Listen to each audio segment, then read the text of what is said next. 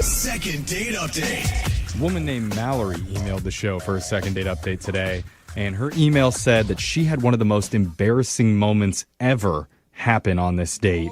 So she's 99.9% sure it's the reason that he's not calling her back. Oh my gosh. That's a pretty high percentage. I would go for sure. Now, she didn't say what it was, but Mallory, I'm guessing you went to McDonald's and didn't have enough to order off the dollar menu? Happens to Jose all the time, so don't feel too embarrassed. I said, No, that's not it. And it was a date, so he would have paid anyway. Oh, okay. that's true. Sometimes women pay. I think that's totally fine. No, Brooke. Oh, right. Yep, those are the rules according to Mallory. Okay, Mallory. I feel like if it's a date, then I agree. All right, I'm we're old-fashioned. getting sidetracked. Let's go back to the embarrassing part. Oh, so first, tell us about the guy that you want us to call. What's his name? his name's Danny. Okay. Danny, okay. How'd you meet Danny? I met him when I was out at a bar with a bunch of friends. Okay. And he was kind of chatting me up at the bar. And near the end of the night, he was like, hey, I feel like I'm having a really good time with you, and I would love to hang out with you again sometime. So he took my number. Pretty classy. Yeah. I mean, usually when you hit up somebody at a bar, it's like, hey, you want to come back to my place tonight? Yeah, I mean, he was a really nice guy, and so I gave him my number, and It sounds pretty embarrassing, that whole... I'm working my way up to that. Oh, okay, sorry. Keep going then. So he was like, why don't we go back to the bar where we were hanging out the other night? And you didn't remember where that was. Oops, embarrassing. Awkward. no, Oh, okay. I'm still waiting. still remembered. Okay, so you remembered the bar and you went back? Yeah. I went to the bar, and he was like, I wonder if you'd be up for playing a little game. And so I was like, sure. And he said that he had this game called the Epic Yarn Challenge. The epic, And- like yarn, Huh? like string yarn? Well, he was talking about, like, telling a story to a group of strangers for 15 minutes straight. That would, Whoa. like, keep them captivated for the whole 15 minutes, where they'd be, like, so enthralled with your story that by the end be, like, applauding and offering to buy you, like, rounds of drinks. So it was a competition between you two to, like, approach random people in the bar and tell them long stories and see who got the best reaction. Yes. So I was just like, yeah, I think, why not? I have something that could work for that. So who went first? Did he go first or you?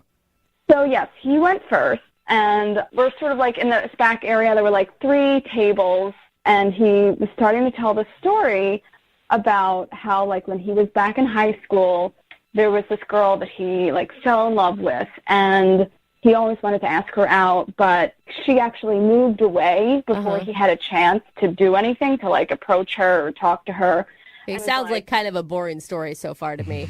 Yeah, I kind of tuned out. Yeah. Yeah, I agree, but, like, for some reason, everybody in the bar was totally captivated by his story. Like, they Drinking were- does that to every you. word. Anything's interesting when you're drunk. Well, it just sounds like he was, like, charismatic. Yeah, exactly. He was telling the story better than I am now, but he was just like, she came back, and he finally had a chance to talk to her, and that girl is in this room right now. What?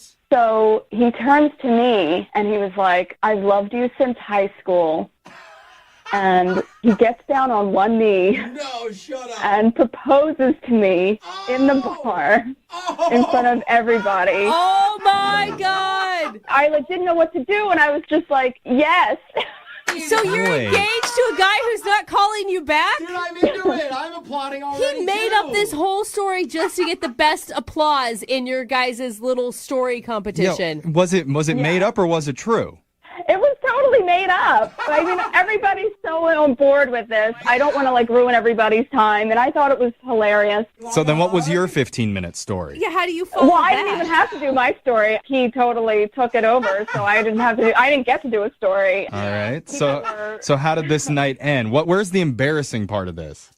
So people were buying us drinks, and he, like I said, he's like a real outgoing, like very charismatic person. People were talking to both of us, but like more like talking to him, and like, I don't know, I kind of was drinking more than I usually do, I guess, and so I got drunk. Yeah. Oh, And nice. at the at the end of the night, he's like, let me take you home because I was drunk, but he was very kind and gentlemanly about it. And I was like having a great time, and we were laughing about the whole entire situation, how well he pulled that off and everything, and laughing so much that like at one point, so this is the embarrassing part, I laughed so hard that I peed.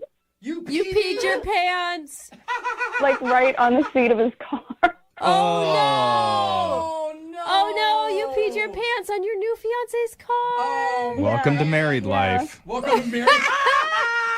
Yeah, it was bad. And he even pulled over, and he grabbed a rag in his back trunk or something. Did it ruin the vibe, or was he cool? I mean, he was really understanding and nice, and he wasn't angry, or he wasn't I can't believe you just ruined my car or anything. You know, he wasn't mad at me. Probably wasn't a very nice car either. Oh if he's my not God. upset. I am mortified for you. Honestly, I have no idea. I hope it wasn't too nice of a car because I peed in it. Oh my God! Whatever. If only It's a you would've had, geoprism. Who cares? If she had a bottle of water or something to spill over yourself on accident, I just spilled this water everywhere. Brooke, you are the worst in embarrassing moments. I feel like you peed in several God. places and didn't tell people. Brooke. What are You don't tell people. Don't trust Brooke now. If she's ever carrying around a bottle of water, now you know. I'm just saying. Okay. You need a cover up. Okay. It's too late. So, Damn it. how long has it been since you've spoken with Danny? It's been a week.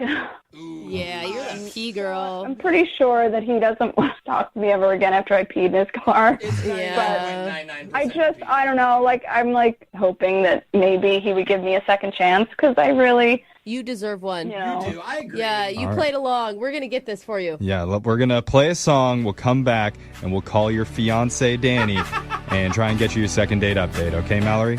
Okay. All right, hold on. We've got one of our listeners named Mallory on the phone for a second date update. And Mallory went through a big range of emotions during her night out. Yeah, she did. She was challenged to a storytelling competition at a bar and never even got a chance to tell her story because her date Danny stole the show with a big tale about a girl in high school that he was in love with, and she didn't know it for all those years, but now she's in the bar with us that night. And he got down on a knee and proposed to Mallory in front of everyone. I would cry. Oh my if I was God. just in the crowd. I would have teared up. The reason that he did it was to win the bet that they had made and to get some free drinks, which he did end up doing. Lots. So Mallory got kind of drunk, as engaged people tend to do. More than kind of. Yeah. Wasted. And he took her home that night, and on the way back, she was laughing so hard in his car about what had happened, she peed on the front seat. Oh, no. So Mallory feels like she may have ruined the night. But Mallory, let me just tell you, don't feel embarrassed. Really? All right? Okay. I've peed on many men's seats before.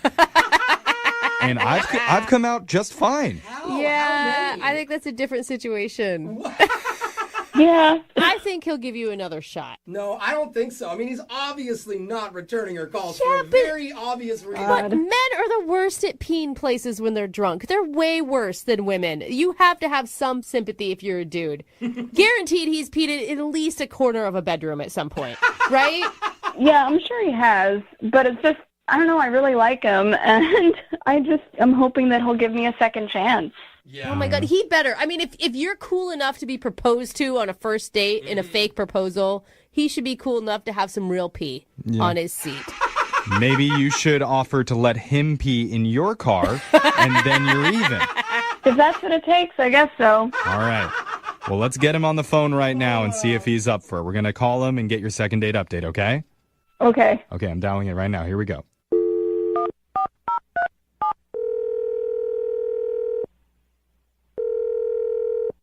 Hello? Hi, can I speak to Danny, please? Yeah, this is him. What's up? Hey, Danny. My name's young Jeffrey from the radio show Brooke and Jeffrey in the Morning. You have a moment to talk? What's going on? We do something on our show called a second date update. That's where if you go out with someone and afterwards they're not calling you back, you can reach out to us and we'll reach out to that person for you to try and figure out the reason why. Okay. Okay? And so there's a woman that reached out to us about you. Her name's Mallory.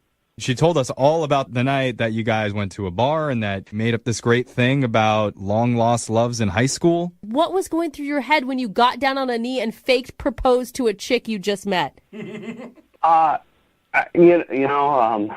It was she's so pretty and she's so nice, and I guess like I've been kind of planning to do that kind of like date idea with someone special.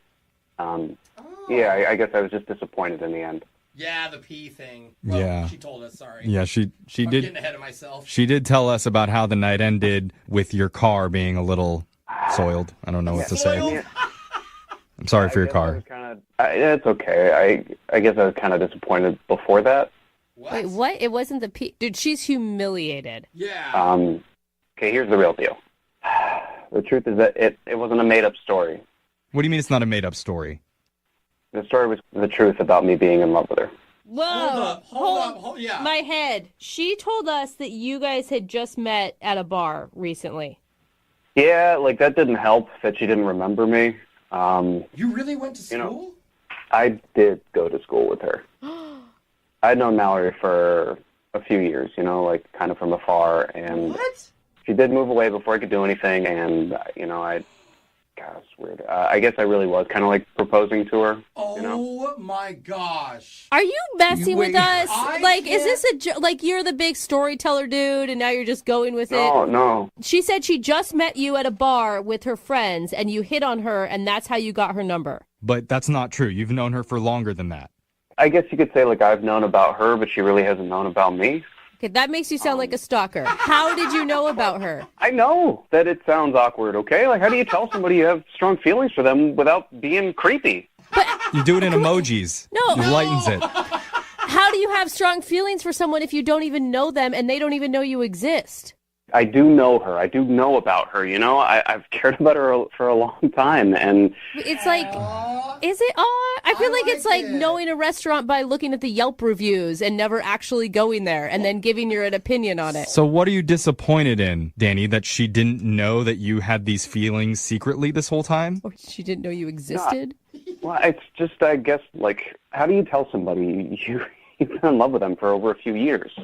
She was laughing about it and saying I'm a great storyteller, and the whole time I'm thinking this just isn't a story. So she's like, So it's wait. so believable. Was that a real proposal then? I mean, kinda. Oh my God. Wow. Okay, hold up, though. So if she really said yes, you would really marry this girl? I mean, Charity did say yes. No, but she didn't know that she was saying yes. That's not going to hold up in court. You don't go to court for engagements. What is going on? Where do you go from here? You tell me how I tell her it was a real story and it was really about her. What would you do? Well, you kind of already did tell her. Oh my God, this is about to be so Because she's been on the other line listening this whole time, and she wants to talk to No. good. Your fiance. No. Tell me you're lying. Tell me Well, that's she may not have true. fainted because I probably would have. This is nuts. you. Mallory? Yeah, I'm here. Oh. Yeah. I can't hold it Is that all true? Yeah, it's true, and I'm sorry you had to find out this way. in. Oh my God. I feel terrible. Like I can't believe. Like I'm This is so heavy. I don't understand. Like what? This is like a lot to take in. 'Cause, how are you disappointed that I didn't know that we hadn't met before? If we hadn't met before, No, like I don't understand. That doesn't make any sense. I guess I'm really disappointed in myself because after all this time and thinking about you, this is the way that I try to let you know how I felt, and it was the wrong way to do it. And I guess I'm sorry. Like, what do you do in this situation? I feel like one thing could be to be honest with someone. But that would have scared you away. I know that would have scared you away if I had just told you, like we were just really like getting to like spend time together. Yeah, better to just propose to her right off the bat before she even knows who you are. See, I'm with Jeffrey on that I mean, one. hearing that sounds crazy too. Is there no middle ground with you? Yeah. I mean, like I humiliated myself in your car on the way home, and like I felt like I'm going out on a limb by taking the story to like a radio show to reach out to you. Which And is it's kind of weird, like- but that's okay. Oh, you're being the judgy one now. Okay, hold on. Trying to I'm tell me saying- that I'm weird. Okay, creeper. No, maybe. Oh my God! Maybe Like maybe it's just kind of nice, that we both like don't need to feel bad. Maybe, you know, maybe this is just like part of a story of us figuring out how to like try this thing. Hey. Yeah, what do you say you call it even, Mallory? Wait, hold on. I don't even know where Mallory is at this. Are you creeped out? Do you see red flags? Are you thinking this is romantic? Or do you feel the same? Are you in love? Because personally, I feel like I need to tell you to run, but I don't know. I mean, there are definitely a lot of conflicting emotions right now because I don't understand completely where you're coming from. I do feel like it was kind of like I've been stalked. It's weird. It's definitely weird. I mean, It's definitely a lot to process, especially on a radio show. So why don't we offer to send you guys out on another date so you guys can talk about this, sort everything out, and then maybe things will become more clear. So wait, who do we ask at this point? Mallory that's what I'm trying to figure out. Do I ask Danny if he'd be willing to go on a second date? Because I think he would. Yeah. Wait, Danny. no, but Danny, could you go on a normal second date? Because you proposed to this girl, she said yes, you didn't like the outcome, and then suddenly wouldn't call her back. Like, are you okay with normal? Yes, I am actually a pretty chill guy normally. This is just I am very tongue-tied around you, Mallory, and so like it just made it easier for me to kind of do it this way. Love makes you do crazy things. Yeah, I mean, I guess it wouldn't hurt to just have a conversation about this and see how things turn out. See? Oh my God. All right. Not a bad idea. I am so interested in what is going to happen I know. next. I So- want to be a fly on And like I really look forward to just hanging out with you now that you know everything, and that story was really about you. Oh my God, you should do the story off again, and this time she's going to publicly divorce you in front of I everyone. have hated this man. I don't know. I think we go back to peeing on each other's seats. That sounds way more romantic. Okay, either one. Okay, I think I just need to go right now because I just really need to process all this. Oh So my God. You have to go? Is it number 1 or number 2? We'll let you go, that's okay? a low blow. Oh my God. Mallory, keep us updated. Okay. Moving 92.5. Brooke and Jubal's second date update. A lot of guys will try to pump up their job a little bit when they're on a date, you know, say that they make a little more money than they do, maybe say that they're a manager or something when they're not, maybe say that they're even employed. Who knows?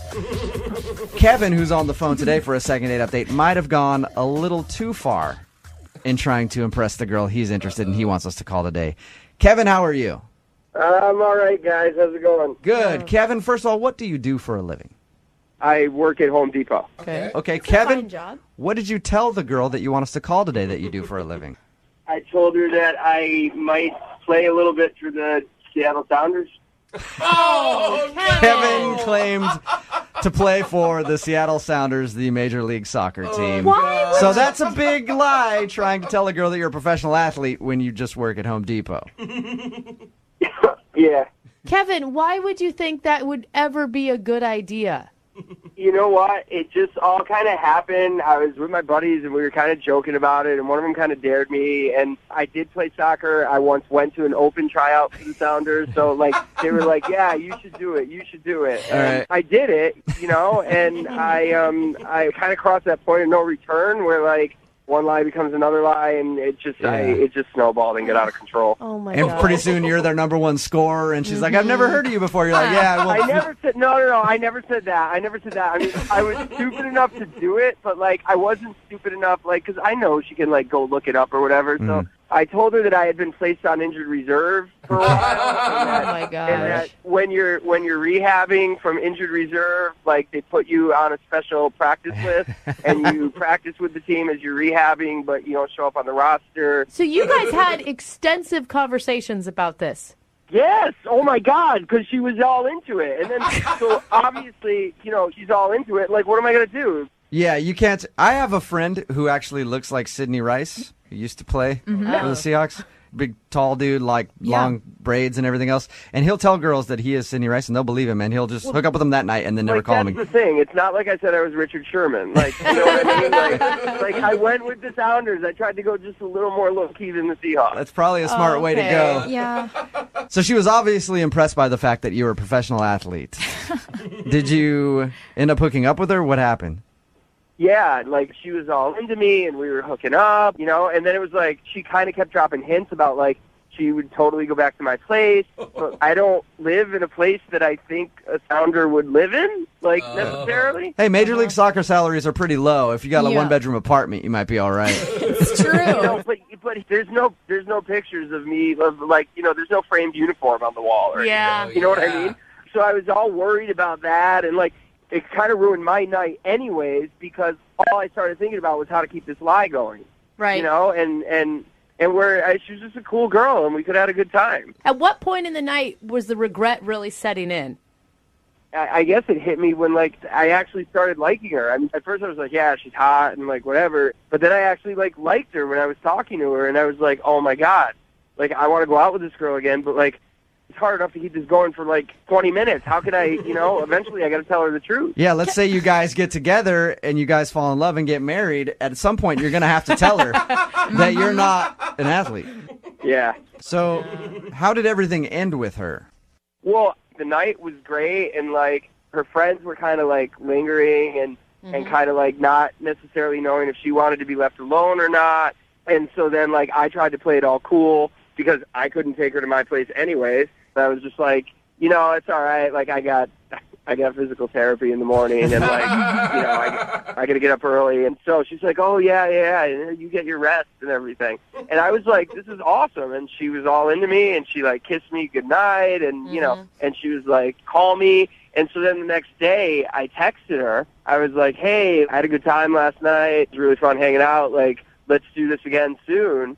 And I didn't get anything for almost 24 hours after I texted her the first time. So the next day, I got a text back, and she was like, yeah, I don't want to talk to you. Whoa. All right. Do you think she found out? She Googled your name or something? Probably. Well, I don't know. She would have had to have done some extensive research, because I gave her so much crap about I was on injured reserve, and then they place you on a practice roster, and they take your name completely off the internet. or I've asked my buddies too if any of them said something to her friend, and now they're not telling me. But but you do know that she does not want to talk to you, because the text that she sent you said, yeah, she made that kind of clear. But here's why I'm calling you guys. I honestly believe you strip all that stuff away, and we actually liked each other. Okay. And I think if we could just get to the point where she was willing to go out with me again, I think it would be cool, and I think everything might be fine. So when we call her and get her on the phone for your second date update, how do you want us to play it then? Am I going to tell her that I'm calling for a sounder? No. No. I think get her on the phone if you guys can, and that's the first step. And then don't tell her right off the bat, but if she does know already, then I want a chance to apologize. But if she doesn't know, then maybe just help me get to the second date, and then on the second date I can tell her myself and do the right thing. All right, well, we'll play a song, come back, call her, and get your second date update, okay? Sounds good, guys. All right, man. Hang on. Because I'm all about that bass, Moving 92.5. Brooke and Jubal in the mornings. Second date update. I'll admit, I've probably told a lie or two on a first date to try to impress a girl. I've never done what Kevin, who is on the phone with us right now, has done. He told a girl that he plays for the Seattle Sounders. I've never claimed to be a professional athlete when on a date, probably because nobody would even believe me whatsoever. If I was a little bigger in stature, maybe I would try it. I don't know. Kevin, are you about ready to call Jamie? I guess so. Okay, and the last thing she sent you was a text that said, I don't want to talk to you. The point of this is to find out if she went home and Googled you and found out that you weren't, and that's why. And if she didn't find that out, you don't want me to tell her. You want me to just see if I can get you a date so that when you do go out with her, you can break the news and say, I'm sorry I lied to you. Yeah, that'd be awesome. And lying is so complicated. Can't we just tell the truth? All right, well, I'm going to get her on the phone right now and get your second date update. You ready? Ready. All right, man, here we go. So excited to talk to a professional athlete. You want his signature later? Yeah.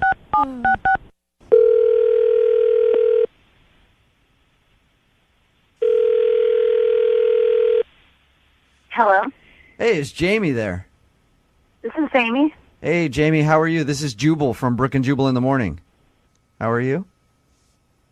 I'm okay, and you're calling me because I'm calling you because you recently went on a date with a listener of ours, and he liked you a lot, but you actually sent him a text saying that you don't want to ever talk to him again.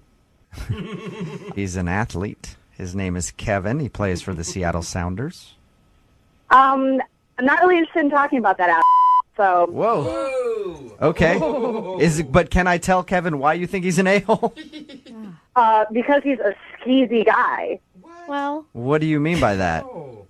I was talking to my roommate, and I told her, hey, I met this guy, Kevin. He plays for the Seattle Sounders. Right when I say that, my roommate says, I made out with a guy last week, Kevin, who plays on the Seattle Sounders. No way. Are you serious? I'm dead serious. And that's what I said to her. I said, are you kidding me?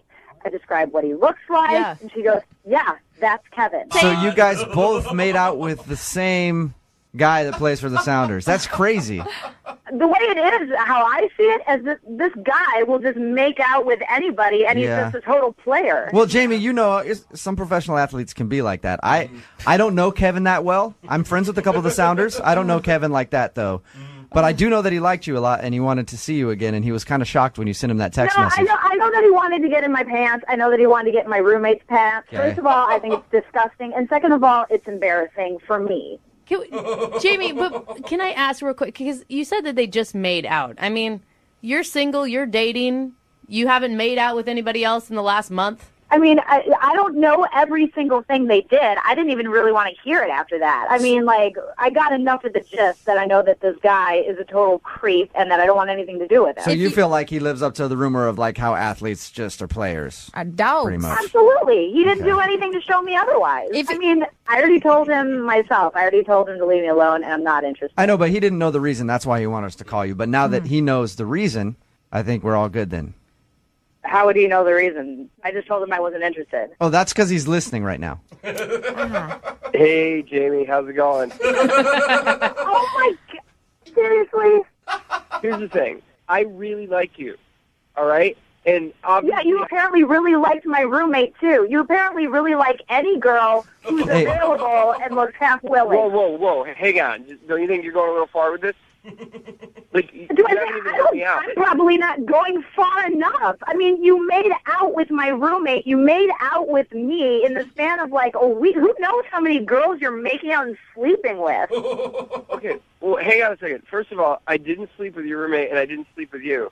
Second of all, I didn't know you when I met your roommate. It's not like I went out with you and then I went out with her the next night, and I'm like, no, but I really like you, but I was making out with this other girl. I'm trying to put myself out there. I actually really like you. What I think is that you're just one of those athletes who just thinks they're the and goes around like they're the king of everything. You can make out with anyone. You can play with whatever girl you want, play with their emotions, play with their heart, and I'm not interested. I don't need that in my life. You don't even know me. I'm actually a really nice, really sincere, really honest guy. Yeah, Jamie, you don't know anything about him. All you know is that he plays for the Sounders. He's a professional athlete, and he meets people all the time and probably has had dates before. And he's really honest, like he said. Yeah, right. I mean, yeah, I guess that's all I know, but I just wish that, one, the whole situation wouldn't have happened, and that I guess that it would have just come out differently. Yeah, and it's different, when you meet a guy like Kevin, who's a professional athlete. He's got girls throwing themselves at him, and maybe that's something you need to think about if you want to go out on another date with him. When you're in a high-profile job, women kind of do that. So, I mean, if we were, in a committed relationship, I wouldn't want him making out with anybody else. Right. But, I mean, I guess that's... And it sounds like Kevin, even with all this pressure from playing professional sports and having girls who like him, is interested in only dating you. That's what it sounds like to me. Am I right, Kevin? Yeah, honestly, I thought you were cool, and I thought you were really cute, and I want to go out with you again. And, it doesn't matter, what I do or anything like that. Not to me, anyway. Mm-hmm. I mean, I guess I could maybe consider it then. You could consider it. Yeah. What if he wasn't a professional athlete, Jamie? Could you consider it then? That's a weird question. I don't know. I mean, why does that even matter? Let's say that Kevin worked at Home Depot and not the Sounders. Jubal, what is wrong with you? Kevin, why are you getting so upset? Yeah, dude. It's just a hypothetical. Yeah. Seriously. Like, I call you for help, and, like, seriously. Wait. Do you work at Home Depot? I never said that, Jamie. Never said it. Wait, do you play for the Sounders? Well, no. Do you play for the Sounders? No, but listen, no, not exactly. Like, yes, right now, After all this talking, you're not even who you say you are? Oh my God, would you hang on a second? Like, this is what I've been trying to tell you, okay? This is why I wanted to go out with you again, to be able to tell you the truth. And Jubal was supposed to, like, help me do that because I wanted to be with you. I'm sorry, Jubal didn't perpetuate your lie, you crazy... No, it's not like that, okay? It's not like that. My buddies dared me. Okay, I did go to like an open tryout for the Sounders, and I hope to go again. Okay, so it's not like I don't play soccer, but it's like I wanted to be honest with you and just tell you the truth. I had so much pressure. Oh my God, you are so full of it. Can someone get this guy away from me? Not interested. Not interested. Not interested in dating the Home Depot liar. That's a good nickname. I think you're reading into things. I just threw out a hypothetical, said, what if he works for Home Depot? That's all. That's all I said. I'm sorry. So people who work at Home Depot are what? Probably classier than you. Amen. What do you do for a living? What do you do for a living besides troll for professional athletes? You are a crazy, crazy person. Jamie, would you like a second date with Kevin? He'd love to see you again. I will pay for your second date. We'll send you to a Sounders match. Yeah. Are you kidding me? I'm seriously asking, would you like to go out with Kevin again? I know he would love to see And you. I'm seriously telling you, no way in hell. All right. You were all good until you found out that I wasn't a pro athlete. Kevin, So you know what? I don't think so, Kevin. no. She sounded pretty upset the whole time. Whatever. No, you know what? Seriously, you guys, like, I tried to be honest, and, like, why do you think guys lie?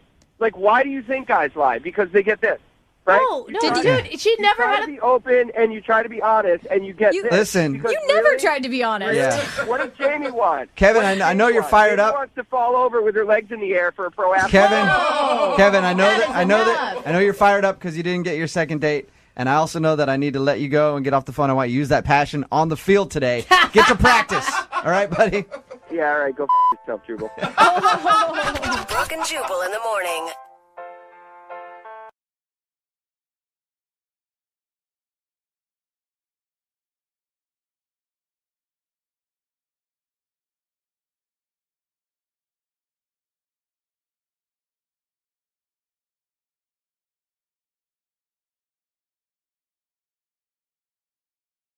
Moving 92.5. Brooke and Jubal's second date update. They say that one man's trash is another man's treasure. I already don't like the start of today's second date update. And that's why Tim is on the phone for a second date update today.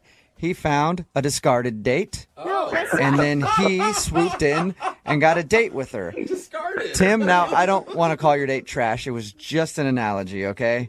Yeah, I get that. Tell us about the garbage pickup. How'd it go? Yeah. Well, let me back up. I went out that night to go see a play, and I just went by myself.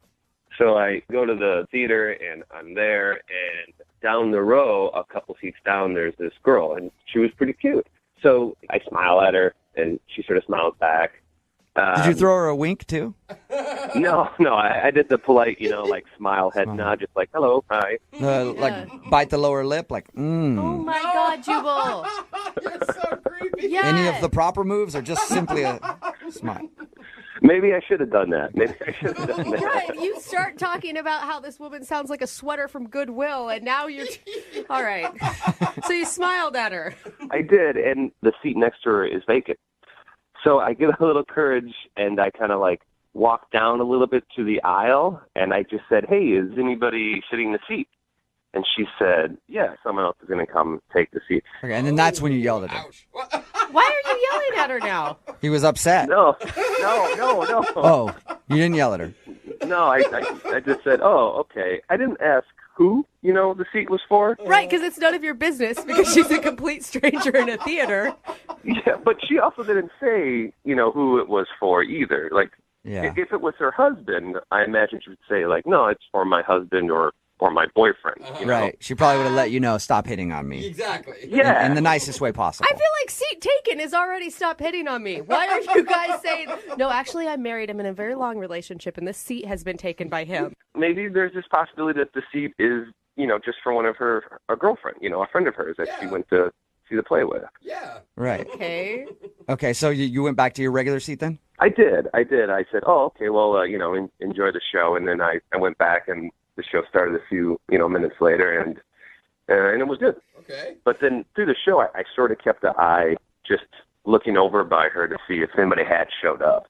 You almost sound like you're starting to get a little creepy. The guy at the end of the row that keeps looking over at her during the play. I did it. That's the thing. I didn't want to, so I kind of did like the peripheral vision to see if there's any action happening over there. Mm-hmm. Anyway, so intermission comes, and no one had showed up. Ooh, the mysterious vacant seat. She's either lying to you or the person didn't show up. So, I went out, I got something to drink, do the intermission stuff, and when I came back in, I came in, so I walked past her to get into the aisle. Okay. And as I walked past her, I just said, hey, seat still taken? And she said, You're relentless. no, they didn't show. And I said, oh, well, do you mind if I sit there? And she said, sure. So I sat down. Yeah, good persistence. Okay. I would have felt weird going back up to her and being like, hey, what's up? You said somebody's coming for that seat, but it's been open this whole time, and I've had my eye on that seat, so... What's the deal? Yeah. Are you a liar? You just lie to everybody? What's going on with you? It is I didn't want to seem that way. I didn't want to seem like a creepy guy. It was more like, I felt bad, like she got stood up on her date. It's kind of awkward, though. I mean, you're putting her in a position like, what is she going to do? Stick to the lie at that point? No, someone's still coming for the last half of the play? But the good thing is the play finishes, and we start talking, and then I just said, do you want to go grab something to eat? And she said, yeah, sure, that'd be great. Awesome. So, that's cool. Okay. Yeah. So we left, and we walked to a place, and we sit down, and, we talk for a little while. We get a drink. We get some food. Conversation's great. It's not creepy at all. And I noticed, though, that she's starting to get a little, tired. And so I was like, oh, you know what? Why don't we just call it a night? And she said, yeah, that'd be great. So I walked her to her car, said goodnight, gave her a hug, and said, can I call you? And she said, sure. Awesome. And so I texted her a couple times, and I never heard back. And I thought things had gone well, and, then I emailed you guys. Did you ever find out who the seat was for? We didn't talk about it at dinner because I thought if I brought it up and she did get stood up, it would be uncomfortable or make her feel bad, so I just stayed away from it. Oh, that's a good idea. Pretty smart, yeah. So how long has it been since you guys went to dinner? It's been like a week and a half. A week and a half, okay. So she's definitely blowing you off. Yeah, and, I just started thinking about why, who was that seat for? Maybe it was for a boyfriend or someone that she was dating, and he finally showed up, and now she's like, no, I don't want anything to do with you. Maybe I was too forward, Maybe I was the creepy guy in the theater trying to steal the seat. Or, so that's why I emailed you guys. Well, we'll play a song, come back, call her, and get your second date update, okay? Okay, great, thanks. All right, man, just hold on. Moving 92.5. Brooke and Jubal in the mornings. Second date update. I forgot to ask the most important question about today's second date update. If you just missed the first part, Tim is on the phone, and he wants to call a girl named Sarah today. They actually met at a play. She had an empty seat next to her.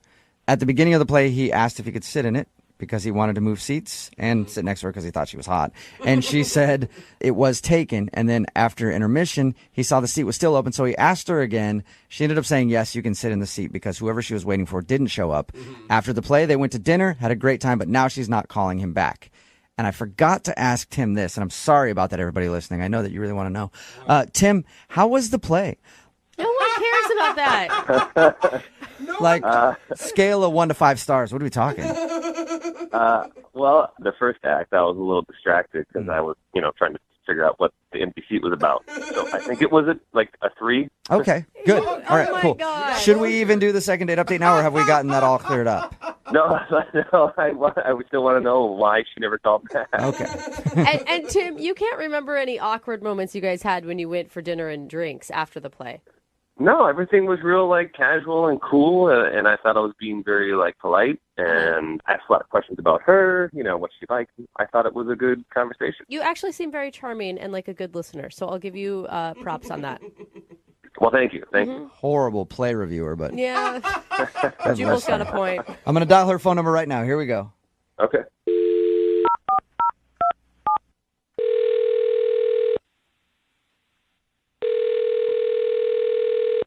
Hello? Hi, is Sarah there? Yeah, this is Sarah. Hey, Sarah, how are you? My name is Jubal, and I host a show called Brooke and Jubal in the Morning. Okay. How are you today? Fine, thank you. What's this regarding? Well, it's regarding a date that you went on just a little while ago. Okay. I know we started off so businesslike, didn't we? I know. You might not even think of this as a date, but you recently hung out with somebody, and they've been trying to get a hold of you to get another date, but you're not calling them back. So they emailed us to see if we could get you on the phone and find out why. Oh, jeez. Weird, I know. Good. His name is Tim. Seriously? Yeah. He told us about how he met you at a play, and then you had dinner after. So he contacted you to get a hold of me? Yeah, he did. Apparently, he's been trying to get a hold of you, but you're not returning any of his phone calls or text messages. Yeah, I don't know. I'm just not into it, I guess. It sounded almost like for a second you were excited that he contacted us. I was more surprised, not excited. Okay. All right. That's Read it. that wrong then. Yep. Well, Tim told us about how you guys hung out. He said that it seemed like you had a great time, and he's confused. Wow. I think he's an interesting person. I don't know. I don't know how I feel about him. Can I tell you what I think it is? And you let me know if I'm right or wrong. Okay. So he said that when he saw you at the play, you had an empty seat next to you. And he asked you like twice if he could sit in it. The first time you said you were waiting for somebody to show up. The next time you said, sure, they didn't show up. Were you waiting for a boyfriend or a husband or something like that? No. I'm definitely single. Okay. I actually just got canceled on by a friend.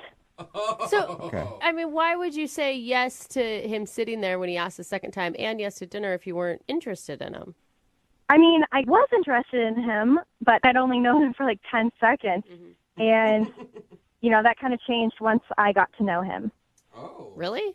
I told him after we talked to him that he was charming and a good listener. Apparently, I also had a bad read on that. Yeah. I don't know. It was fine. And then at dinner, I just sort of got some red flags.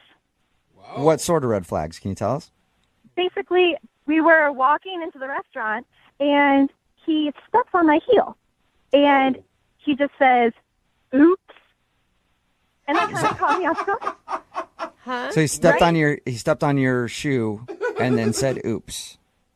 Yeah, and normal people would apologize if you just stepped on someone, right? Oh, yeah. He didn't say sorry about that?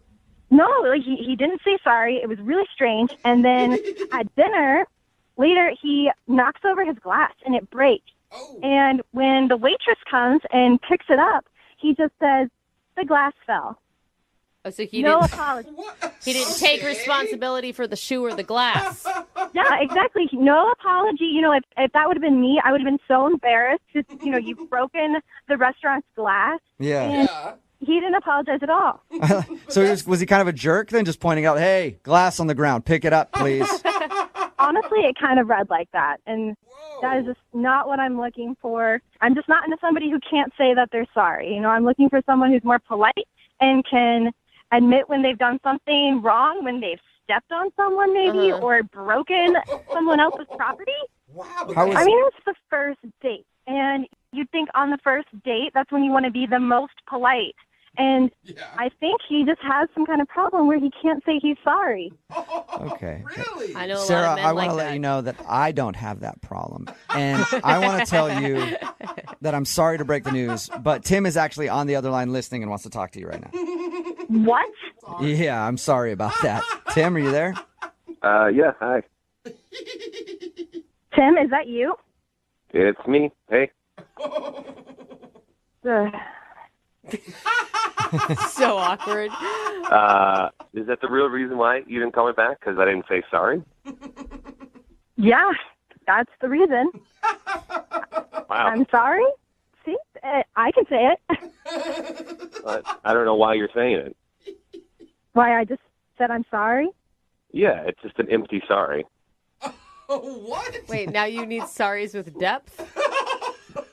No, it just seems like, for me, so we were walking in the restaurant. We were in the middle of a conversation, and I know what you're talking about. I stepped on your heel, and I sort of just went like, oops, it went back to the conversation. Yeah. It was like, it sort of looks like a toss-off that it happened. It didn't happen on purpose, and it was in the middle of a conversation, so it was just like, oh, oops, and we just continued. I didn't think it was that big of a red flag.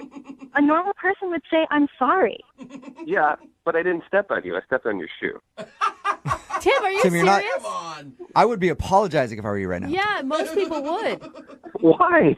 Why would I say sorry? I didn't do any of those things on purpose. Okay, Wait, so sometimes wait. when you don't do things on purpose, you can still say sorry. Like if you accidentally stepped on a shoe. Yeah, but those are just those are just empty sorries because I didn't do it on purpose. It was an accident. So if you were like driving your car and you accidentally hit a pedestrian, you wouldn't apologize for that either because that wasn't on purpose. Oops. Well, whose fault was it? Seriously? Are you serious right now? That's a good point. No, I'm just saying. Your foot stepped on my foot. Yeah, How could that be my fault? it's not your fault. It was an accident. It's no one's fault. It's an oops. I have Is it never oops? really dissected the word sorry like we're doing right now. No, it's just I grew up that if you're going to say sorry, it's meaningful and you should say sorry for something that you did and then you realize it was wrong. Then you're like, you say I'm sorry for that. But when it's like just an accident, like, if you bump into somebody, it's just like, oops. It's not mean, it's not negative, it's just like, oops. And then the life goes on. Yeah, but like everybody else grew up with common courtesy. So even if you aren't going to say sorry, you say excuse me or I didn't mean to do that. I just don't agree with that. Like if Sarah and I continued and we got into a relationship and then later on something happens where I should say I'm sorry and I say, hey, Sarah, I'm sorry, it would have such a huge meaning and she would really know, like, wow, he's really sorry. Hey, I cheated on you, but I'm really sorry. And you know I don't throw that word around willy-nilly. No. Yeah, you shouldn't throw it. You're right. You shouldn't throw it around willy-nilly. That is so not what I expected your response to be to all this, Tim. Well, I'm not really sorry about it. Sorry, I'm not sorry. Sarah? Yeah. And you know what, guys, I'm not surprised. Okay, so are we done here? No, not yet, Sarah. We're almost done. But I do have to ask you if you would like to go on a second date with Tim. We will pay for it. You know what? Sorry, no. It's so immature. It's so immature to say that with that tone. Like, now you're ruining sorry. You've ruined the Well, word. I find it immature that you can't use your manners that a 6-year-old can use. So maybe practice that. Yeah. 6-year-old will say sorry for sneezing. They'll say sorry for anything. Look, I am an adult. I am a grown man. I only say sorry when it counts and when it's needed. All right. I like that. Oh, man. All right, well, sorry. All right, well, sorry. I can't even say sorry now without thinking about You it. can't. I won't say sorry because it's not my fault. Tim, you didn't get a second date. Whatever. Brooke and Jubal in the morning. I had no idea that so many people would support the guy from today's second date update. Me either. Somebody texted in at 78592 and said, I agree, saying sorry is a sign of weakness. My God. And I refuse to be weak. If you missed today's second date update, Oh, my God. Tim wanted to call a girl named Sarah to find out why she wasn't calling him back. She said she wasn't calling him back because during the date, he accidentally stepped on her shoe, and he said oops instead of sorry. And he just basically broke a water glass, didn't say sorry to the waitress or anything else, just basically didn't apologize. And he owned it. He was like, no, yeah, of course I didn't say sorry. I'm an adult. I say sorry if I actually did something wrong and meant it. Those were accidents, and no, I'm not sorry about it. I'm sad it happened, but I'm not sorry. I'm not gonna But here's apologize. the thing. Even if you don't apologize, you can still, like, excuse your behavior. Like, excuse me, or I didn't mean to do that, or wow. Well, he oops. said oops. Yeah, no, oops doesn't work. I think oops counts. So I've learned a lesson in saying sorry, and I'm not going to say it anymore. I'm Yeah, not going to I'm apologize not. for anything, and I'm not sorry for that one bit. Yeah, that doesn't surprise me. Remember, if you want to do a second date update, all you have to do is email the show, and we will call the person who didn't call you back. Moving 92.5.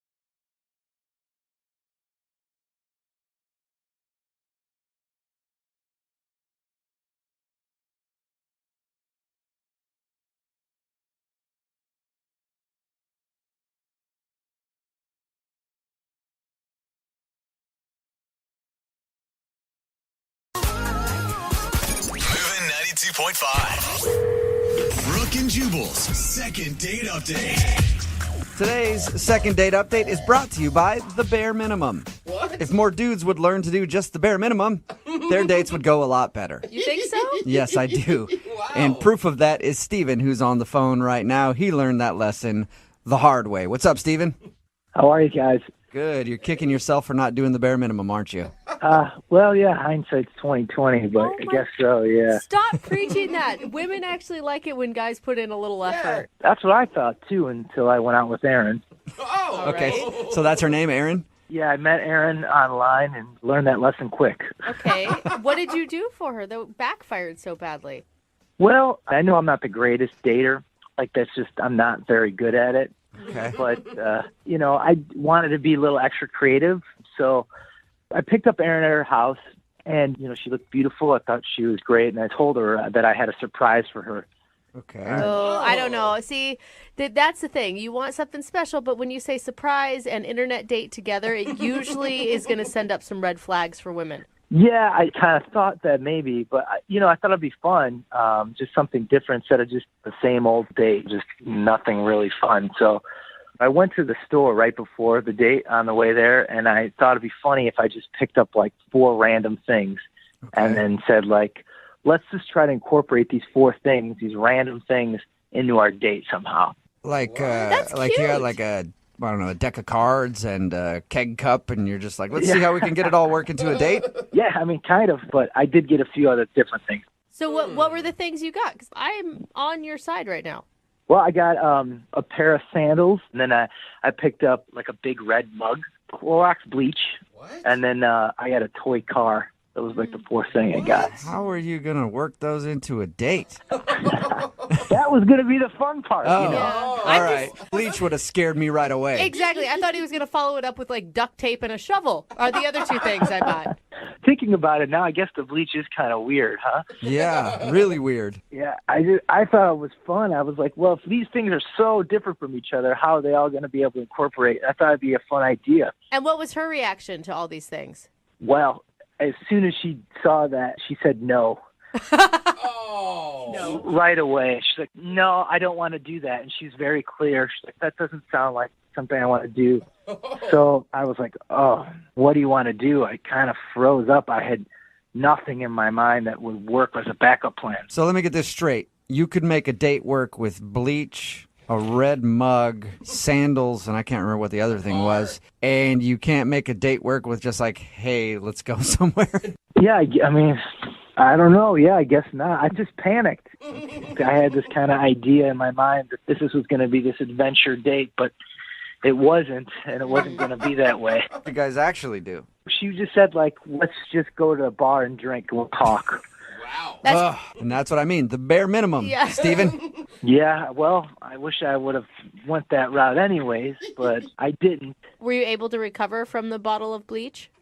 The thing was, it was tough. We got to the bar and talked, and I just kind of never really recovered from it. We just never got in a groove at all. Okay. Really, I was just in my head the whole time, and I couldn't get out of it. And I kind of was going back to just how I fumbled the ball, right away, and I just couldn't get in the groove. It was all on me. I just couldn't recover. I feel like you're being too hard on yourself. I mean, you put in some valiant effort. It sounded like, if she were willing, it could have been a fun experience. Yeah, no, I really don't think she had any fun with me. All right, well, Okay, then. that could have happened. So you're trying to get her on the phone to see if you can get a do-over? Yeah, I did try for a second date, so I did send her flowers the next day. Well, that's nice. And I just said, thanks for coming with me, and I'd love to take you out again. And I did promise her that the second date would be a lot easier and much better. All right. And did you hear anything back from the flowers? I didn't hear anything for 2 days, and then she did text, and she told me that she was really thankful for the flowers. But it took her 2 days to write you? Yeah, it was a day. I think the flowers got delivered, and then the next, 2 days after that, or a day after that. And then I replied back to her asking her if she wanted to go on that second date, and then I haven't heard anything from her since. So, Are you sure you just don't want to chalk this up to a bad experience and find another girl online? I thought about that, but I really think about her quite a bit, and I think she's great. And I think that honestly, that first date, and it was so awkward and bad right off the door. I'm hoping that maybe the second date would just kind of smooth things over and I'll be a little bit more confident in making better choices, I guess, making it a lot easier. All right. Well, we'll play a song, come back, call her, and see if we can get you a second date where you can try to do better. All right? Great. That's all I want. Thanks. Yep. Moving 92.5. Brooke and Jubal in the mornings. Second date update. You know what they always say? When life gets you down, you lay there and make excuses until somebody feels bad for you and tries to help you out. Yeah, I heard that. That's the old saying. It's catchy, too. And Steven is on the phone right now, and he got knocked down by love. In the second date update today. He went out with a girl named Erin. He actually had some fun plans to do like a weird date kind of thing. I don't really want to go into the whole recap of it, but he made plans for what he thought was a fun date, and he thought that she had a horrible time. So even after the date, he sent her some flowers, and all he got was a text back saying, "Thanks for the flowers," and then no response. So he hasn't heard anything from her since. We're about to get her on the phone and see if Steven can get some redemption. Steven, you ready? I am, yeah. Okay, and I don't want you to come out of this, Steven, feeling bad about yourself. Because, I mean, if this doesn't work out, you are a thoughtful, caring, seems like very gentle human being. And you should stick with that. Oh, thanks for that. Yeah, but, I mean, I know I'm not the best dater, and I kind of screw up things a lot, so. All right, I tried to give you some confidence. Well, I'm going to dial her phone number right now, okay? You ready? Yep. All right, here we go.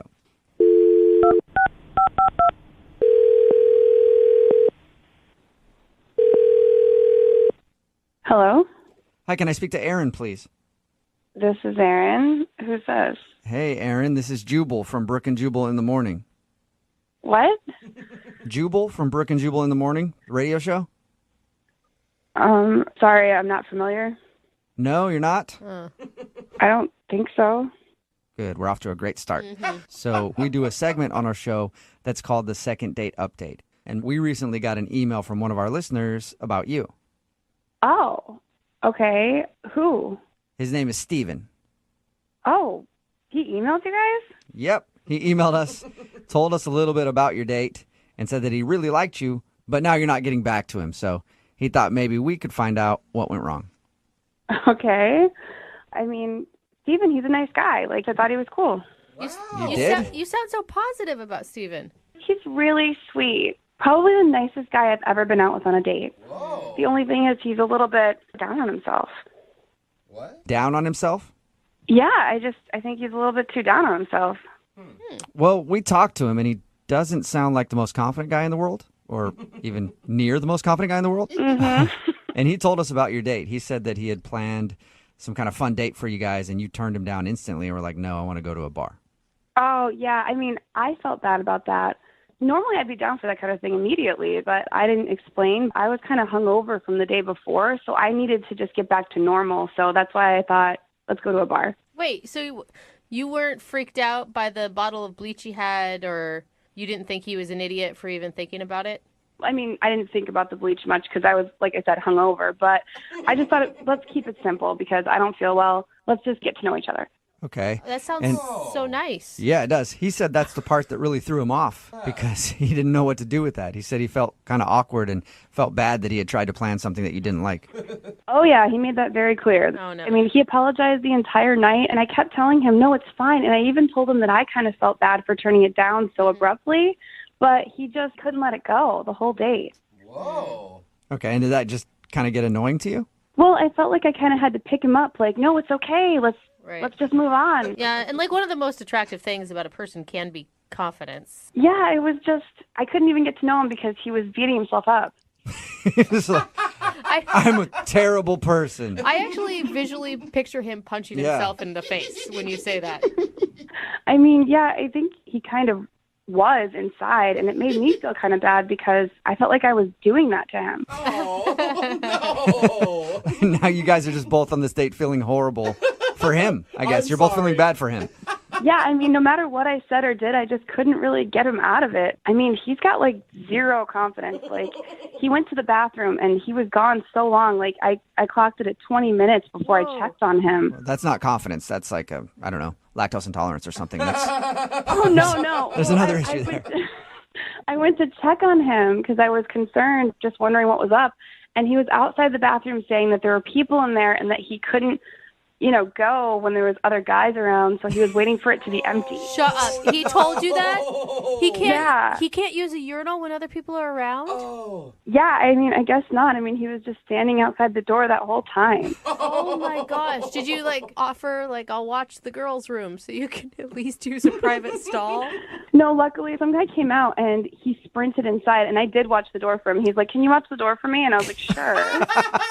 Can you watch my door? I gotta pee real bad. I could see how that might be a little bit of a turn off. Not a little bit. That is a big turn off. Yeah. Yeah, I didn't really even know how to feel. I just kind of stood outside the bathroom and watched for him, and then we finished our date, and yeah, I didn't really know how to feel about him. All right, well, he knows how to feel about you because he liked you a lot.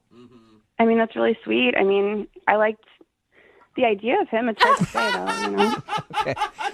Well, I need to let you know, Aaron, Steven is actually on the other line listening to this conversation and wants to talk to you. What? Yeah, Steven, are you there? Yeah, I'm here. Hi, Aaron. Sorry about this. Oh, no. You don't need to apologize, Steven. Yeah, you don't need to apologize, Steven. You don't have to worry about it. No, I do. I really should apologize to you. I shouldn't have called the radio station. Maybe, I don't know. Maybe that was a good idea. Steven. You were wondering what was going on. I get it. Well, I do want to apologize. I'm sorry about it. Steven, what are you doing? Just stop apologizing. Steven, I felt bad that I turned down your idea, for incorporating objects into our date or whatever. I would normally be down for that. I just want to be clear. I felt bad, so you don't have to feel bad. No, I'm sorry about it. I shouldn't have probably done that right away. No, you don't have to apologize. You don't have to. It's okay. Well, I don't know. I just feel bad that I'm making you feel bad about, me feeling bad. So it's I'm sorry about that. The lack of confidence is kind of endearing to me now, Aaron. I don't know. You just have to stop apologizing. You're okay. We'll move on from here. Steven, Aaron is telling you not to worry about it. Do you hear her saying that? Yeah, I heard her. No, and I appreciate that. But, I know the truth, and it's probably more on some of the things that I've done. So. You don't know the truth. That's the thing. Everything about you sounds really great and attractive and something that Aaron would want, except for this piece of you that seems to overshadow everything else. When you were talking about skiing and you made a joke about the bunny hills and I cracked up. Do you remember that? You were really funny and charming. Oh, thanks. Yeah. I'm just not very good at skiing, so it's funny to I don't know. Somehow I have a feeling, Steven, that you wouldn't think you were very good at skiing. Anything. But you thought that was funny? Yeah, of course. I thought maybe you were just being nice. Of course. No. Honestly, you're really funny. You just need to work on your confidence a little bit, and you'd be sexy even. Wow, that's very nice of you to say. Thank you. There you go, Steven. Look at that. Aaron thinks you could be sexy. Someone should put a little pep in their step. Aaron, would you like to go out with Steven on a second date? We will pay for it. I was just trying to get his spirits up. I don't know if I'm ready to take that step yet. Oh. Come on. Yeah, I kind of figured that was probably what you were thinking, so I don't blame you. Steven, I wasn't just trying to be nice. I just don't know if you can stop beating yourself up. I don't know if you can stop. If you can stop this and just be with me. I'd love to on a take you date. on a second date, Aaron. I really would. And if you would, I'll work on my confidence, I guess. But I can't guarantee anything. Steven, try it again. Try that again. Yes. And then say that you guarantee it. I want to see if you can do it. All right. I do it. All right, cool. Okay. Well, I really would love to take you on a second date, Aaron. And, I'm going to work on my confidence. So, you know what? I guarantee it. Whoa, there you go, Aaron. That's a Steven guarantee. That's as good as gold. It's almost like a pitch man now. And you know what? We're probably going to have the time of our lives. Probably. Oh, my God, you're so Come on, Aaron. adorable right now. Aaron, just give him one more shot. You cannot say no to that. All right, yeah, I'll give you a shot. But don't put too much pressure on it, okay? Just be you. I'm going to Just play be cool. confident. Yeah. I'm going to play totally cool. You sounds like you're a master of that, Steven, so good luck, man. All right, looking forward to it. I can't wait. Steven's so excited. Brooke and Jubal in the morning.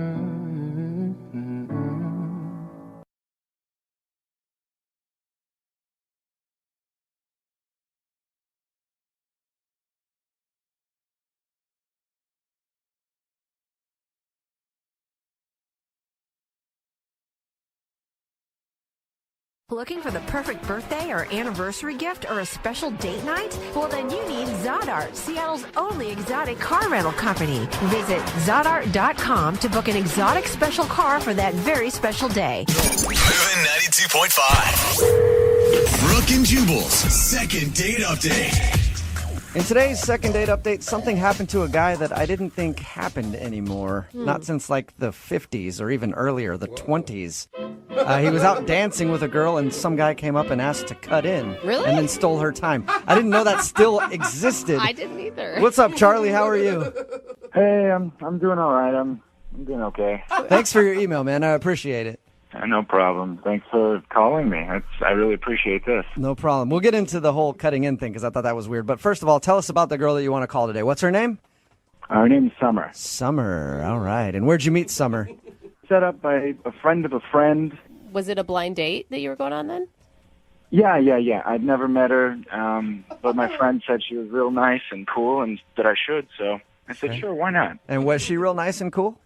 Yeah, she was really pleasant. Pleasant? No one wants to be described as really pleasant. That's like sure starting a sentence with bless your heart. You sure you want to do a second date update and try to get another date with her? Yeah, I do. I mean, she's stunning. That's the thing. There you go. Was she more stunning or more pleasant? I can't figure out with you. Well, she was pleasantly stunning. Okay. Pleasantly stunning. That's a nice way to describe her. So what did you like about Summer so much? Why was she so pleasantly stunning? Well, I expected her to be blonde, with a name like Summer, but she had jet black hair and tall and fit and just everything a Summer was not supposed to be. That's what she was. She was it. She was like a naughty Summer. She's a winter. The hottest Summer ever. The hottest Summer on record, and you got a date with her. Yeah, I got pretty lucky. So, were you nervous when you saw her? You were obviously taken aback with how beautiful she was. Well, yeah, it was just, I wasn't even sure if it was her, really. I just kind of made eye contact, thought about it for a second, and I was thinking, just do it, man. Just go approach her, just ask if her name is Summer. And it was. Okay, nice. Awesome. Yes. So Score! This is your it! email said that you guys hung out at a bar and did some dancing, and there's some point where a guy cut in on you? Yeah. So we went to this bar, and there was live music, and it was nice, and conversation started a little slow, and we got to know each other, and then we started dancing. And were you like grinding dancing, or is this like pair dancing, like the foxtrot, or I don't know? It was just regular old dancing, not like 1940s old dancing. Okay. Like now old dancing. Okay, just normal dancing. All right. And how did that guy cut in on you? I didn't think that happened anymore. I haven't heard of that in a while. Yeah, it was pretty awkward. We were, we had taken a break for a second. We went back to the bar, get some water, and this guy comes in and approaches me first before he approaches her. He says, "Hey, I saw you guys dancing over there. You guys are you're a really good couple. Could I dance with her for a second? Because I haven't had any good partners." So Whoa. Weird. Sure. That's strange that he even realized that you guys were together and then wanted to dance with her. Yeah, he was probably like watching us for the whole night. Oh, creepy. It would have been better if he came up and was like, "Hey, I see you guys are a couple. Excuse me, do you mind if I dance with this fella over here?" And then you would have had to go dance with him. That was not going to happen. So why didn't you say no to him? I mean, when he asked to dance with her, just be like, "Nah, we're good, man. Thanks." I didn't want to look like I was possessive on the first night. First impressions are so important, so I didn't want to freak her out or anything. So I said sure. Should have just cracked a beer bottle over his head right there. That would have impressed her. In another universe, I did. What was her response to all this? When the guy asked the question, she looked surprised and kind of looked like she said sure. So I just stepped out. Okay. So how long was this dude dancing with your date? It was a good 3-4 songs. It just kept going on and on and on. All right. What were you doing? Just hanging out at the bar, being awkward? Yeah, check Facebook, check Instagram, just kind of pretend I had some emails. That sucks. You're like, yeah, go ahead, dance with my date. I got some work I need to do anyway. Pretty important. Super busy over here. So do you think that she's not calling you back because she liked that guy more than you? I'm worried that she might think I'm like some spineless little kid, or I couldn't stand up for myself. I couldn't fight the big bad intruder or anything like that. So she probably thinks I'm pretty much like a weenie. Yeah. Okay. How did the date end with her then? Did you ever get her back after that guy stole your date away? Yeah. She eventually cut off and came back to me and said, "Hey, how you doing?" And I was pretending, playing it off like, "Oh yeah, no, my job, my boss is always sending me these late night emails, but we should get out of here." And she said, yeah. We went out and we got like a little nightcap, like a slice of pizza. Nice. And then she called an Uber and she gave me a polite kiss. Like on the cheek or something? No, like on my lips. It was polite. It was polite. So it wasn't like a passionate, I like you a lot kiss. It was like, thanks for a fun night and the pizza. So she is and then she just got in the car and left. Yeah. Did she ever ask you why you didn't cut in? No, she didn't. But I could tell that she really wanted to ask. Yeah. So how many times have you tried to get a hold of her since that date? I've been calling her a few times, sending her a few texts for the past, 2-3 weeks. And she only replied once, which is when I just kind of gave up. What'd she say? And she told me she was going to be out of town for 2 months and that she was going to be disconnected. So that sounds like a blow off and a half. Like, hey, I'm going to be gone for about 2 months, so hopefully you'll forget about me by then. Is that what it feels like? Yeah. All right. That's what it sounds like. We disconnected for 8 weeks. Sorry. Okay. I'm moving. Well, we're going to play a song, come back, call her, and get your second date update, all right? All right, thanks. All right, man, hang on. Moving 92.5. Brooke and Jubal in the mornings. Second date update. I don't know if the girl's even going to answer in today's second date update. If you just are tuning in for it, Charlie is on the phone. He wants to call a girl named Summer. They went out to a bar with a band and did some dancing on their first date. There was an awkward moment where a guy actually cut in and asked her to dance and spent 10 minutes dancing with her while Charlie just sat there at the bar by himself and waited. He thinks that maybe he didn't show that he was strong enough by telling the guy, no, you can't dance with my date. And that's the reason she's not calling back. I say, though, that she might not answer because she told Charlie she was going to be unavailable for 2 months. So I'm guessing when we get her on the phone, Charlie, all we're going to hear is this, just noises from some jungle somewhere where she's working. I hope she's got a satellite phone to answer us because she's gone for 2 months. Who knows where? Yeah, I just hope it works, man. Yeah. If she answers the phone, then it's going to be very apparent that the 2 month thing was a lie. Well, I don't know if she's going to answer your call because she doesn't answer mine, so she most likely won't answer yours. Well, let's find out. Why do you want to call this girl? I mean, she spent 10, 15 minutes of your day dancing with another guy. She's lying to you probably about even being available. I feel like you should chalk this up to a loss and move on. She's just different from, everyone I've been with is really, how do I say this, popular with my circle of friends. So this girl is completely different.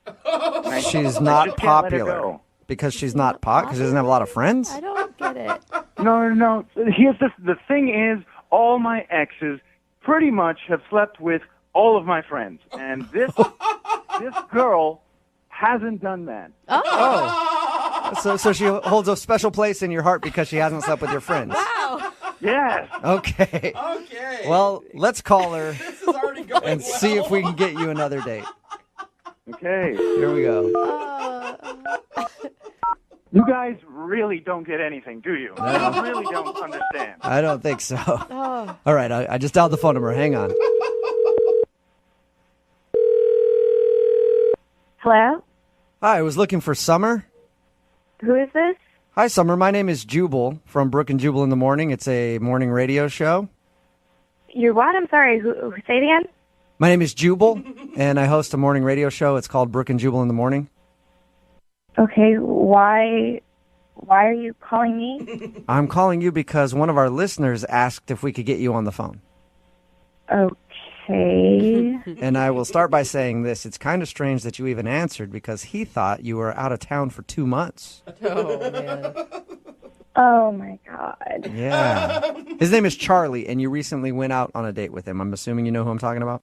Yeah, So we do a segment on our show called the Second Date Update. So Charlie emailed us, told us about your date, told us how you said you were going to be gone for 2 months, and asked if we could get you on the phone and find out why you don't want to go out with Charlie again.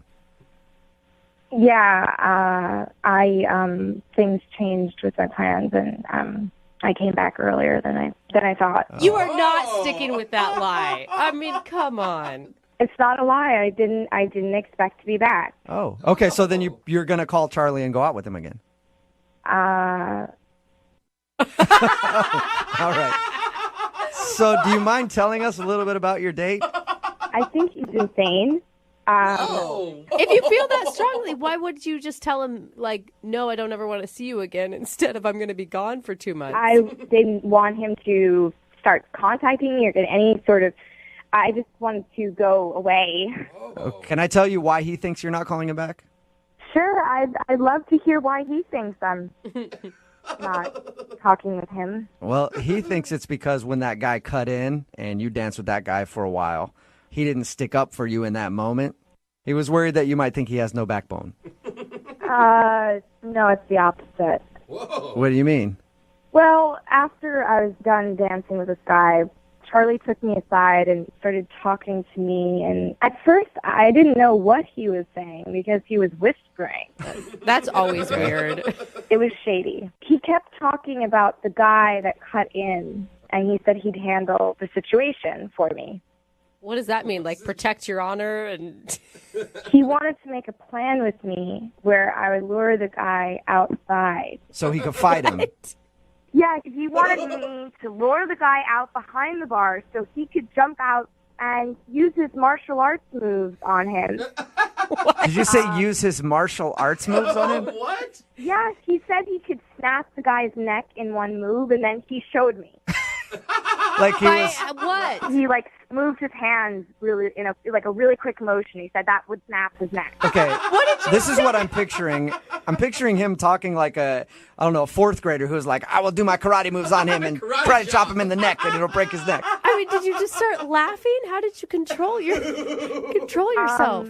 I didn't know what to do. I just said, let's just get some pizza. Let's get out of here. Did you like anything about him, like, up until the ninja moment? He was just very awkward. Well, of course, he's observing his surroundings in case he needs to make a quick escape or, scissor kick somebody. I guess it was one of the weirdest nights of my entire life. Hey, Summer, I do have to let you know that guy Charlie is a real-life karate master. Okay. Yeah, and he's a master of illusion because he's actually on the other line listening to this conversation and wants to talk to you. You serious? Yes. No. Charlie? Oh, Yeah. God. Should I say Charlie-san? Charlie-san, are you there? Yeah, I'm right here. Summer, I was just trying to do the right thing, okay? I was trying to defend your honor, all right? I don't need to defend my honor. I'm not, it's just strange. The guy was creepy, Summer. The guy was so freaking creepy. No, you were creepy. You were trying to show your martial arts moves in the back of the bar. I mean, I wasn't going to lure somebody out there for you. Well, I wasn't going to fight him in the bar, so of course we had to take him outside. Oh, of course. That makes sense. Duh. You want to get blood everywhere. Yeah. Our bad. What is wrong with you? You don't have to beat up anyone. No, here's the thing. Guys are animals, all right? And sometimes you need to put the animals in their place. And I was going to help you What put are that you guy talking in his about? place. You're insane. No. Okay, well, I am insane for you, and I will do anything that I have to do to protect you, all right? If that makes me insane, What? then sure, I'm insane. Dude, she was just dancing. Okay, we agree. You're insane. This is insane. How many guys would actually stand up for you like I did? Well, not a lot of guys know that much karate, Charlie. That's the problem. We're not all warriors. Yeah, not a lot of guys know the moves that I know. Oh, Charlie, you realize that she was just dancing with somebody. It's not like someone was attacking her. Well, here's the thing. Martial arts is about honor. And this guy was dishonoring me in my face. So, of course, I got to step up. Yeah, but Charlie, trying to get your date to lure him outside so you could fight him? Surprise attack. Yeah. Well, it wouldn't have been much of a fight, honestly. He would have been out in like 3 seconds. Do you guys still need me at this point? I think what he's saying kind of proves my point. Yeah. I do need you for just... Can I go now? No, I need you for 1 second, Summer, because I have to ask you this. Would you like to go on a second date with Charlie? We will pay for it. I want to honor Charlie right now and say no, and I want him to practice his karate moves on another date. Oh, what? Well, you know what? You're missing out on like a personal superhero that helps you out with whatever you need. So good luck. Yeah, I stopped watching cartoons when I was about 12. So.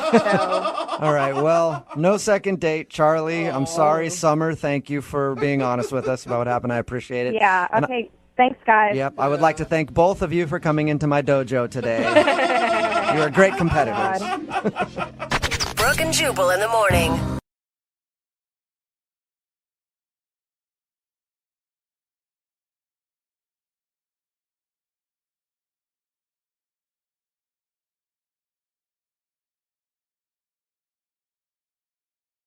Are you single and feeling out of the loop? Put away that mouse and get out of the house. Join In the Loop, Seattle's brand new activities club just for singles. Go to intheloopsingles.com today. Moving 92.5. Brooke and Jubal in the mornings. Second date update. You know, this might be the first second date update we've ever done where I won't need to pay for the second date at the end of it. I didn't think of that. Between the two people if they decide to go out again. Kevin is on the phone with us right now, and Kevin wants to call a girl named Simone. The interesting part about this, though, is Kevin wasn't completely honest with her when they went out. He's very wealthy. His family's very wealthy. He comes from money, and usually that's a problem for him when he's dating because that's all that girls are interested in. Poor guy. So he tried to play it a little different this time. Kevin, you know that a lot of people are going to be texting in going, who is he? Yeah. What's his name? Even I want to know. And I promised Kevin we wouldn't say who it is, but I can tell you I talked to him off the air, and all he'll let me say is that his family got all their money in the tech industry. Okay. And that's it. Right, Kevin? Yep. But I have confirmed it. It's legit. Kevin is a very, very wealthy man. Really? Yeah. Like very wealthy, Jubal? Yeah, that's what he said. I just let wanna it know. go. Yes, very wealthy, Jose. I know you have problems paying your car payment. Yeah, he has I more do. money than you. Yes, I am, Jose. That's exactly why I didn't want to tell this girl. Yeah, because that's how people act towards you, right? Like, wait a minute, you're how rich? How rich? Oh my God, like, what? Wait a minute. Like, what's your monthly paycheck? Yeah. Have you ever been turned down before, Kevin? Turned down? Yeah, denied another date. Like, you seem like a really nice guy, possibly I've handsome. never been with turned lots down of for rich. anything, Yeah. ever. Nobody's ever turned me down for a date or when I wanted a car or when I wanted a plane or when I wanted to buy their business. No, I guess, it sounds really snobby to say, but I haven't. It is really snobby. I've been the one doing the turning down, Yeah. I can imagine that. It's understandable. You have a problem that most people don't have. Right. I mean, you're an attractive person for anybody to date, no matter what. At this point, you guys are starting to scare me. I think y'all are going to start asking me on dates. So can we just make the phone call? Or Yes, I'll make the call. I realize it is getting a little uncomfortable. We're just harping on your money now. All right, I'm going to dial the phone number right now and see if we can get Simone on the phone. Here we go. Thank you.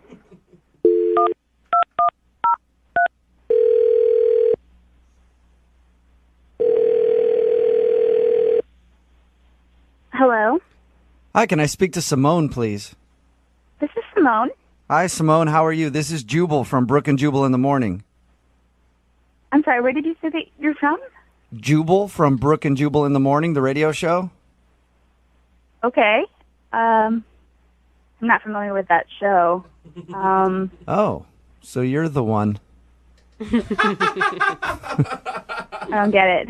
Yeah, you're not supposed to, really. That's fine. So if you don't listen to our show, I'm calling you today because you recently went out on a date with somebody who does listen to our show, and he asked me to get a hold of you. His name is Kevin. Okay. He's texted you a few times and hasn't heard anything back. Did you not like going out with Kevin? This is just really weird that you're, I don't know, calling me and asking me about this. I understand. We make a ton of these phone calls. It's never not weird. But do you have a few minutes to tell us about your date with Kevin? I don't know. Is this going to, I don't know, get really weird and personal? Because I definitely don't want to do that. Get as personal as you want it to get. We're just wondering why you're not calling him back. That's all. And he's wondering why you're not calling him back. I don't know. I just guess I didn't really get the right kind of vibe from him. Was he like too nice? I mean, we talked to him. He sounded really nice. Maybe too nice? No, he was appropriately nice. He's the right level of nice. I don't know. There's just something about him that didn't quite come across as the kind of person that I would normally want to date. Is he creepy? No, he wasn't creepy.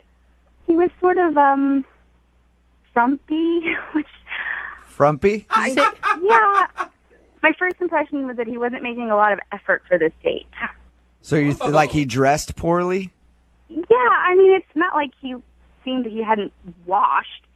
I don't know, like I was wearing heels and I was wearing a really cute dress and I wanted to make a good impression and I didn't get the idea from him that that was important.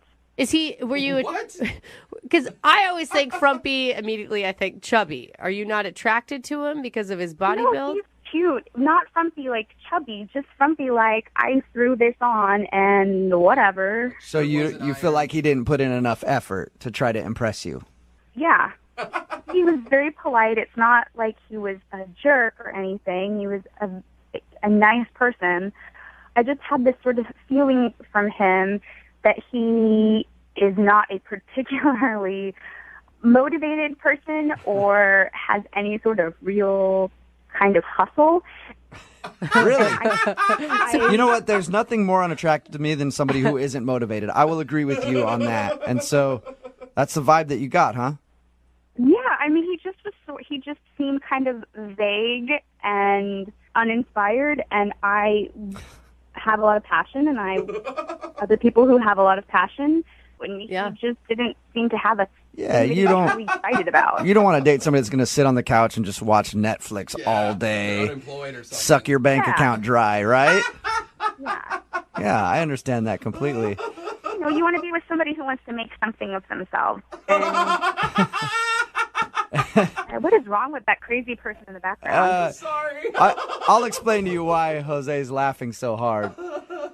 Okay. I think I might know why you had a hard time connecting with Kevin. Yeah. We talked to him a little bit, and he told us he was trying something different with this date. A lot of his previous dates judged him for how much money he has. So he was trying to sort of dumb himself down, I guess, to not seem like he was as wealthy as he is. Why would somebody do that? It doesn't even make sense. He told us that he wanted a normal dating experience with a regular girl that he met online. Yeah, but a normal dating experience, you still, like, put on a button-down shirt. I mean, that doesn't even... I'm with her. Listen, as rich as this dude is, he probably doesn't even know what a normal guy dresses like. Seriously. But wait, who is this person? Is this guy some famous person? And No, if you looked him up online, you would know who he is. Are you going to tell me? I don't know what I'm supposed to do with this information. I'll just let you talk to him. How about that? Hi. Oh, my God. Yeah, that's Kevin. He's actually on the other line and been listening this whole time. Oh, my God. You've been listening? Uh-huh. Oh, my God, Kevin. I'm sorry I called you frumpy. That's totally fine. I was actually going for it, going for a certain look. So I can totally see what you were seeing. I just feel like I don't know what I'm supposed to do with this information because whoever this person was that you were, like, trying to pretend to be is I don't think that's going to get you any more dates either. I don't. Like, I want to be clear. It wasn't like I was trying to be someone else. I just didn't want to divulge everything about my life and, like, have you get obsessed about, like, my family and money like everybody else I've gone out with. Well, I think at this point, the only thing I can do is just ask you who your family is. Yeah, that's what I was avoiding. I don't want it to be about that. I don't want it to be, like, some sort of, like, I'm wooing you with cash here. Well, I wouldn't want it to be about that either, and I'm sorry that you've had that experience. I understand why you've had that experience, but give me a chance to not be that kind of person. So wait, I can't tell, Simone, do you want to go out with him again, or do you not want to go out with him because you still think he's boring? I can't tell. Yes, I want to go out with him again. I just need Kevin to promise to be authentic. Okay, well, at this point, I would love to ask you guys if you'll go out on a second date. I will pay for it.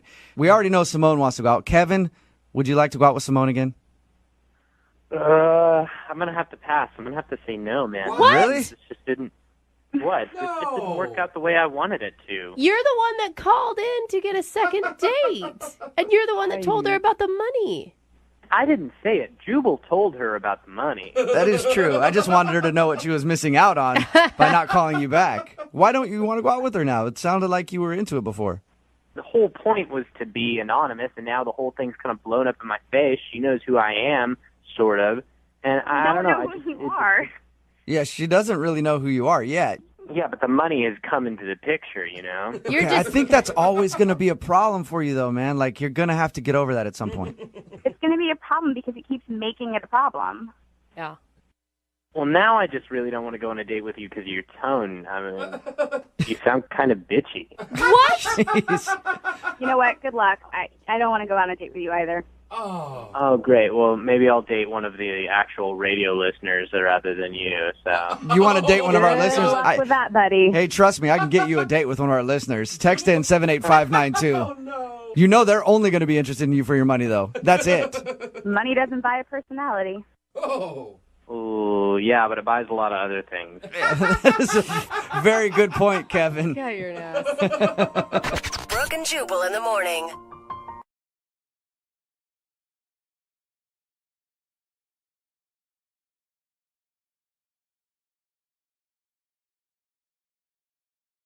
Moving 92.5. Brooke and Jubal's second date update. The girl on the phone for a second date update today thinks she might not be getting a call back because she was too prepared for her date. Too prepared? Yeah. She took along something in her purse that she figured could help them both out, and apparently she feels like the guy got a little shocked when he saw it. Whoa, I don't know what it is, but my mind is going to places that are not very clean. We'll find out what it is in just a second, but she's on the phone right now. Samantha, what's up? Hey. Hey. Oh my gosh, you sound really pissed almost right now, Samantha. No, dude, you guys just made that sound like, oh, what she got in her purse? Yeah, like, well. that's a normal thing. Oh, yeah, sure. Okay. Maybe you're going to think twice now before you put things like that in your purse before a date, right? Could I put it in perspective? Like, could I tell you what happened? Yeah, I guess. Sure. Okay, first tell us how you met the guy you want to call today. Yeah, so his name's Charlie, and we were set up on a blind date by mutual friends. Oh, and was it like blind where you hadn't even like stalked him on Facebook or Instagram or anything? Well, I didn't know his last name, so I couldn't do my due diligence. Okay. You know? Okay. But you did look at like every Charlie in like a 50-mile Dude, I looked at radius. so many Charlies. I was hoping our mutual friends. I'm like, who's the Charlie? I was like, geez. And how was the date with Charlie? What'd you guys do? We went to this bar that was kind of in between us because we both live a bit of a distance from each other. So we met in the middle at this bar. And were you nervous going into this, or did you feel pretty cool? Yeah, it was my first blind date. So Okay. I was like, oh, I don't know. And I haven't been able to snoop him. And I was like, ooh, what if I can't hide that I'm not attracted to him? Like, you know, all these thoughts, you know. So were you relieved when you got to the restaurant, or how'd you feel? He's very cute. Okay. Very cute. He's like the definition of my type. He's tall, he's got dark hair and green eyes and like these thick eyebrows that kind of come up to a point that I like on guys. I'm like picturing Dracula, what you just described, but... No, but I'd give him a shot, you know, at this point. All right. So you were pleasantly surprised with Charlie. Tell us about your date. So we sat at the bar, we're chatting, we're laughing, the conversation is flowing easy. And he said I can't remember what it was, because this is like on our second drink. Mm-hmm. He said something super funny. And I was like, all right, cheers to that. And then we clinked. And I was like, hold on. To commemorate this moment, can I get a picture? Because what he said was just, it was like a perfect moment on a date. Hold on, though. You stopped in the middle of laughing at somebody's joke to take a picture? Yeah. No, the laughter had ended, and it was like, I think I did it at the right moment, So that's when I reached in my purse and I grabbed my selfie stick, and after he said yes. Wait, what did you just say? Hold on. I said I grabbed my selfie stick out of my purse. You brought a selfie stick with you on a first date? Well, it's always in my purse. Okay. Yeah, but then you have to like attach your camera to it and then pull it out. I mean, this isn't. Oh, come on, you're making it sound like it's like hard labor. You just pop it in and hold it out. Okay, I would be off put if I was on a date with you. Dude, it's so normal. No. Yeah, No. It is. It is. It really is. I just feel like that's a lot for a first date to put a first date picture up on Instagram. Look, it's obvious you haven't dated in like a long, long, long time. But people do it all the time. Or maybe this is like a generation gap where you guys... Oh my God, I am not that old, all right? Listen, All right. I am married. I will say married, but I'm not that old. Okay. Well. So you ended up taking a picture with your selfie stick. You said in your email you thought that might be one of the reasons he's not calling you back. That's the only thing that stands out in the date, because like after that, a group of his friends were also just happened to be at the same bar, and they came over and they said hello, and he introduced me, and they invited him to... they were going to some other place, and he was just like, yeah. And so we closed out and walked outside. It was gorgeous. It was absolutely gorgeous. The moon was huge. It was bright. It was creating this like beautiful blue backlight. I didn't take a picture. Okay, I thought that's what we were working up to, and I'm like, all right. No. But it was just really romantic and just sort of magical outside. And so, we went out to get some air, and I pointed it out. I was like, wow, look at the moon. It's gorgeous. Like, this is so romantic. It was a perfect moment for a first kiss. And? That's what I'm thinking. And I don't think he picked up on the moment. Oh. Did he just stand there and go, yeah, it is gorgeous? That's exactly what he did. That is exactly what he did. And so I was like, okay, well, maybe he's a little socially awkward. So I started, like, slowly leaning in. Yeah? And he's like, what are you doing? Oh, you got shot down. Oh, no. Dude, so I got shy, and I was like, you have something on your shirt. I was just going to get it off. I would say smooth recovery. Yeah. Well, not exactly, because he was like, really? Because I thought you were trying to kiss me, and that would be weird. Shut up! He said that? He said, and that would be weird. Whoa. And that would be weird. And I was like, no, I wasn't trying to kiss you. Like, You're like, What are you talking about, you that's pervert? You out here disgusting. trying to kiss me or something? Are you dropping hints? and he's like, because I just met you. And I was like, of course, yeah, I just met you, Yeah, of course. Yeah. That's pretty funny. I like her. So that's an awkward end to the date then. Was that like the last little bit? Yeah, so that felt awkward, but like the conversation was so free-flowing, and it was so easy and light and fun, and that's why I'm kind of disappointed he didn't call me afterward. Okay, Yeah, well. I could see that. I mean, selfie stick aside, it sounds like a great evening. Yeah. Like, how can a selfie stick, something so simple, be a deal breaker? I wouldn't think that would ruin things for you, but maybe the awkward kiss moment could have. Well, he doesn't know that I was going in for a kiss. I played it off pretty well. Yeah. All right. Well, we'll play a song, come back, and then call him and get your second date update, okay? Okay, thanks. All right. Hang on. Moving 92.5. Brooke and Jubal in the mornings. Second date update. Samantha is on the phone, and she wants to call a guy named Charlie. They were set up by friends. They went out to a bar, had a fun time. She thinks that he might have thought the selfie stick she brought along was awkward to take pictures with. And then at the end of the date, there was another awkward moment when they walked outside and saw the moon, and she looked up at it and was thinking, this is so romantic. I know that he's just going to lean over right now, and we're going to make eye contact, and we're going to share a beautiful kiss. And then in his head, it was just, that is a nice moon up there. That sure does look good. it'd be really cool if you would kiss someone in front of that moon, but too bad I don't got nobody to kiss. So it was definitely mixed signals. He wasn't getting the right signals from her. She tried to lean over for a kiss, and he was like, whoa, what are you doing? And she had to play it off like she was getting something off of his shirt. So they parted ways, and she hasn't heard from him since. So we're about to get him on the phone and find out why. Jubal, I need you to not bring up that I tried to kiss him, please. Oh, you don't want that information out there. No, dude, you guys are killing it. I got away with it. Why are you?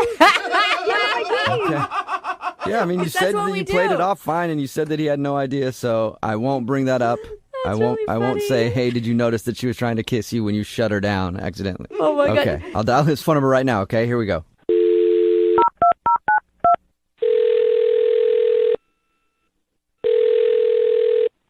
Hello? Hi, can I speak to Charlie, please? This is he. Hey, Charlie, how are you? This is Jubal from Brooke and Jubal in the Morning. What? I'm sorry, what's Brooke and Jubal in the morning? What can I do for you? It's a radio show, a morning radio show. A morning radio show. And what does it have to do with me? Well, I'm calling you today because we recently got an email about you from one of our listeners.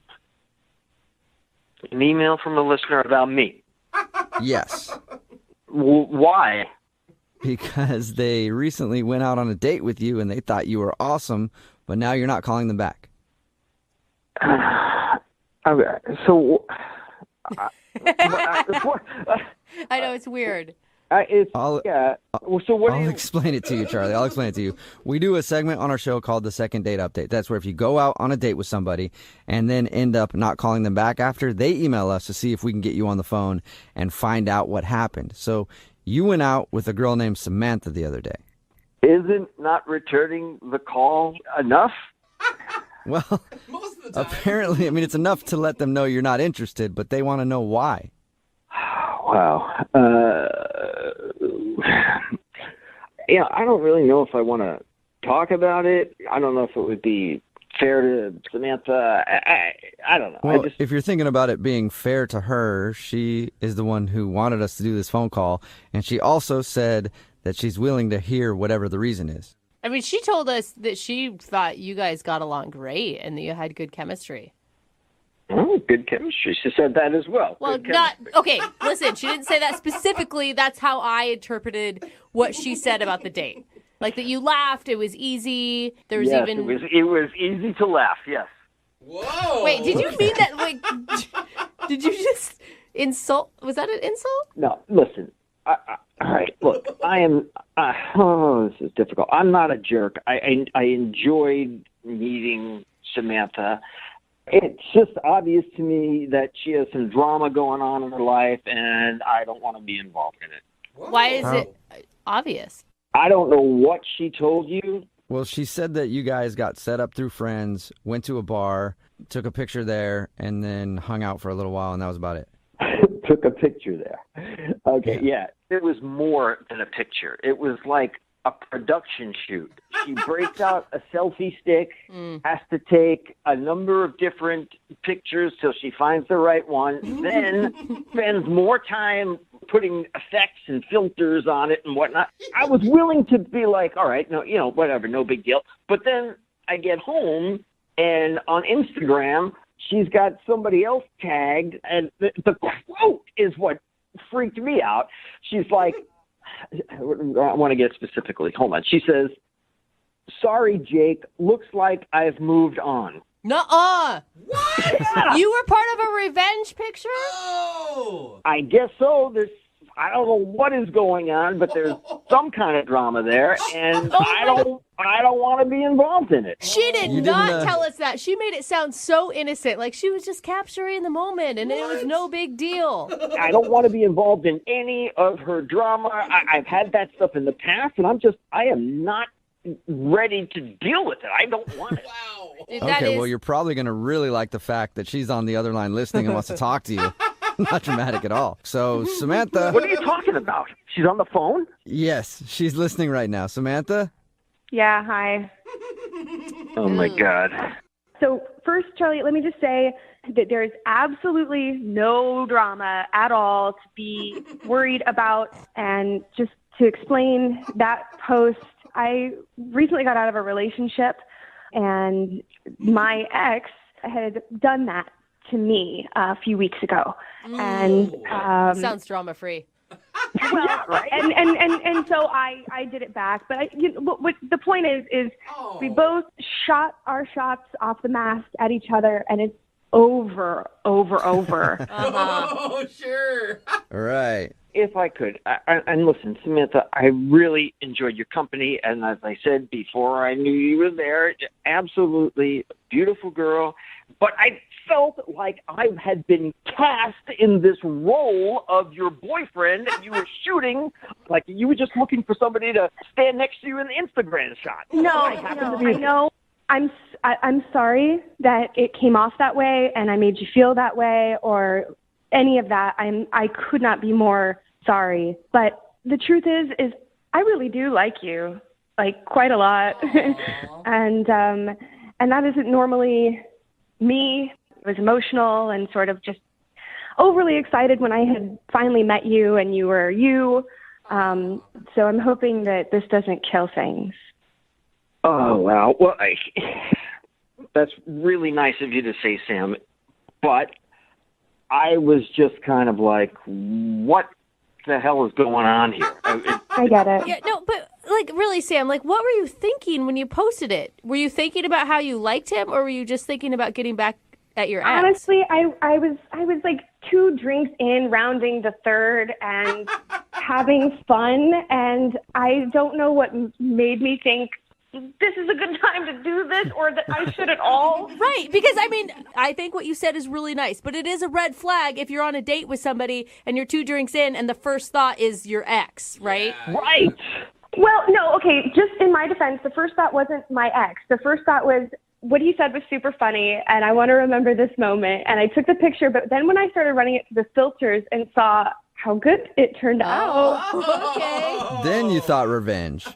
Yeah. I mean, I get that. I mean, I've been there. I understand. It's a good pick. But you got to understand that it comes off as a little crazy, right, Charlie?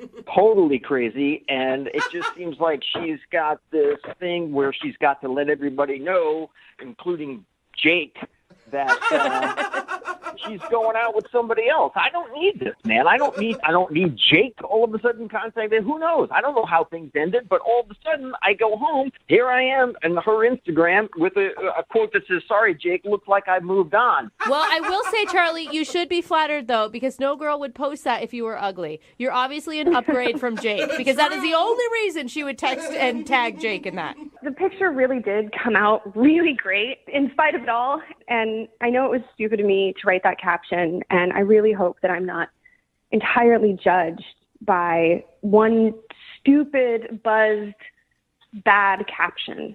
Well, you know? Let's find out. Charlie, would you like to go out with Samantha on another date? We will pay for it. Will you go out with her again? Can it be social media free? Oh. Of course. Yeah. Of course? Yeah, really? I don't know. Yeah. Yeah, I'm not so sure I trust you. Well, give me a chance to build back the trust. I think you can actually trust her, because if she was going to call us and put all this on the air, and if her ex heard, she looks pretty pathetic right now. So she's just risking a lot for this date, I'm saying. Thank you.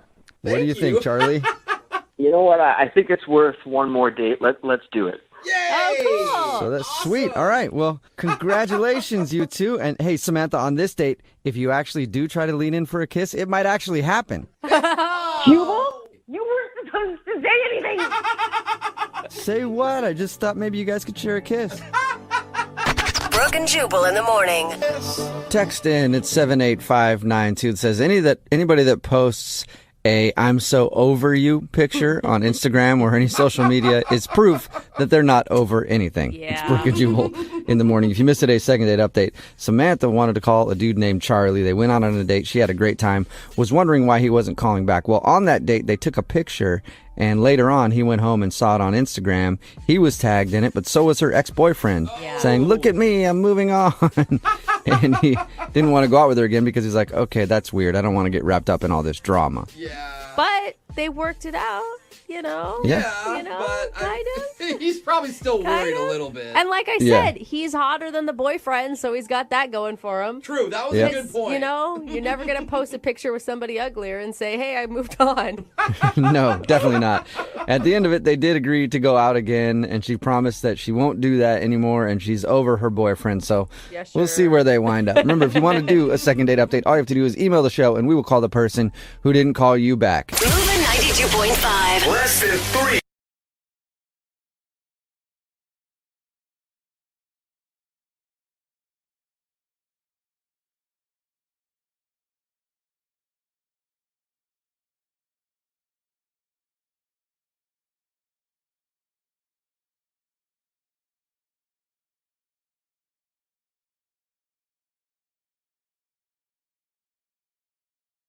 Are you single and feeling out of the loop? Put away that mouse and get out of the house. Join In the Loop, Seattle's brand new activities club just for singles. Go to intheloopsingles.com today. Moving 92.5. Brooke and Jubal's second date update.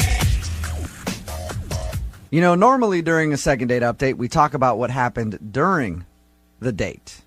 Today's a little bit different, though, because Patrick is on the phone. He wants to call a girl today that he met off of Tinder. Apparently, they had a great date, but it's what happened after everything was done that gets really strange for him. Patrick, how are you? Hey, guys. How you doing? Good, man. So you met this girl on Tinder? Yeah, I did. All right. And your email said that this girl was different than other girls that you've met on Tinder. Why is that?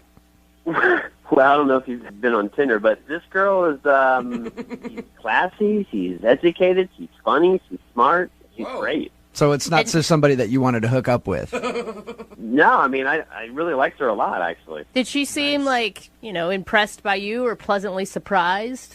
Well, she said it was her first time on Tinder, so... And you're like, all right, let me show you how Tinder works. Come back to my place. Dude, I'd be so nervous if I was going out on my first Tinder date. Was she, hesitant at all? Well, maybe at the start she was, but after some wine and some more wine and some more wine. Yeah. It always seems to help. Yeah. So your email says that you guys had a great time during your date and everything went well, but the weird part was after the date. What do you mean by that? Yeah. Well, the other night I put her in a cab and, we had a nice passionate kiss, said goodbye. And then, the next day I started getting some really bizarre text exchanges with her. I mean, just weird. Did she text you first? No, I actually texted her and said, hey, I had a fantastic time. When can we see each other again? That's super weird. Yeah, crazy. No, here. Oh, you know what? Let me bring it. Hold on. Let me get it up. Hold on. Here.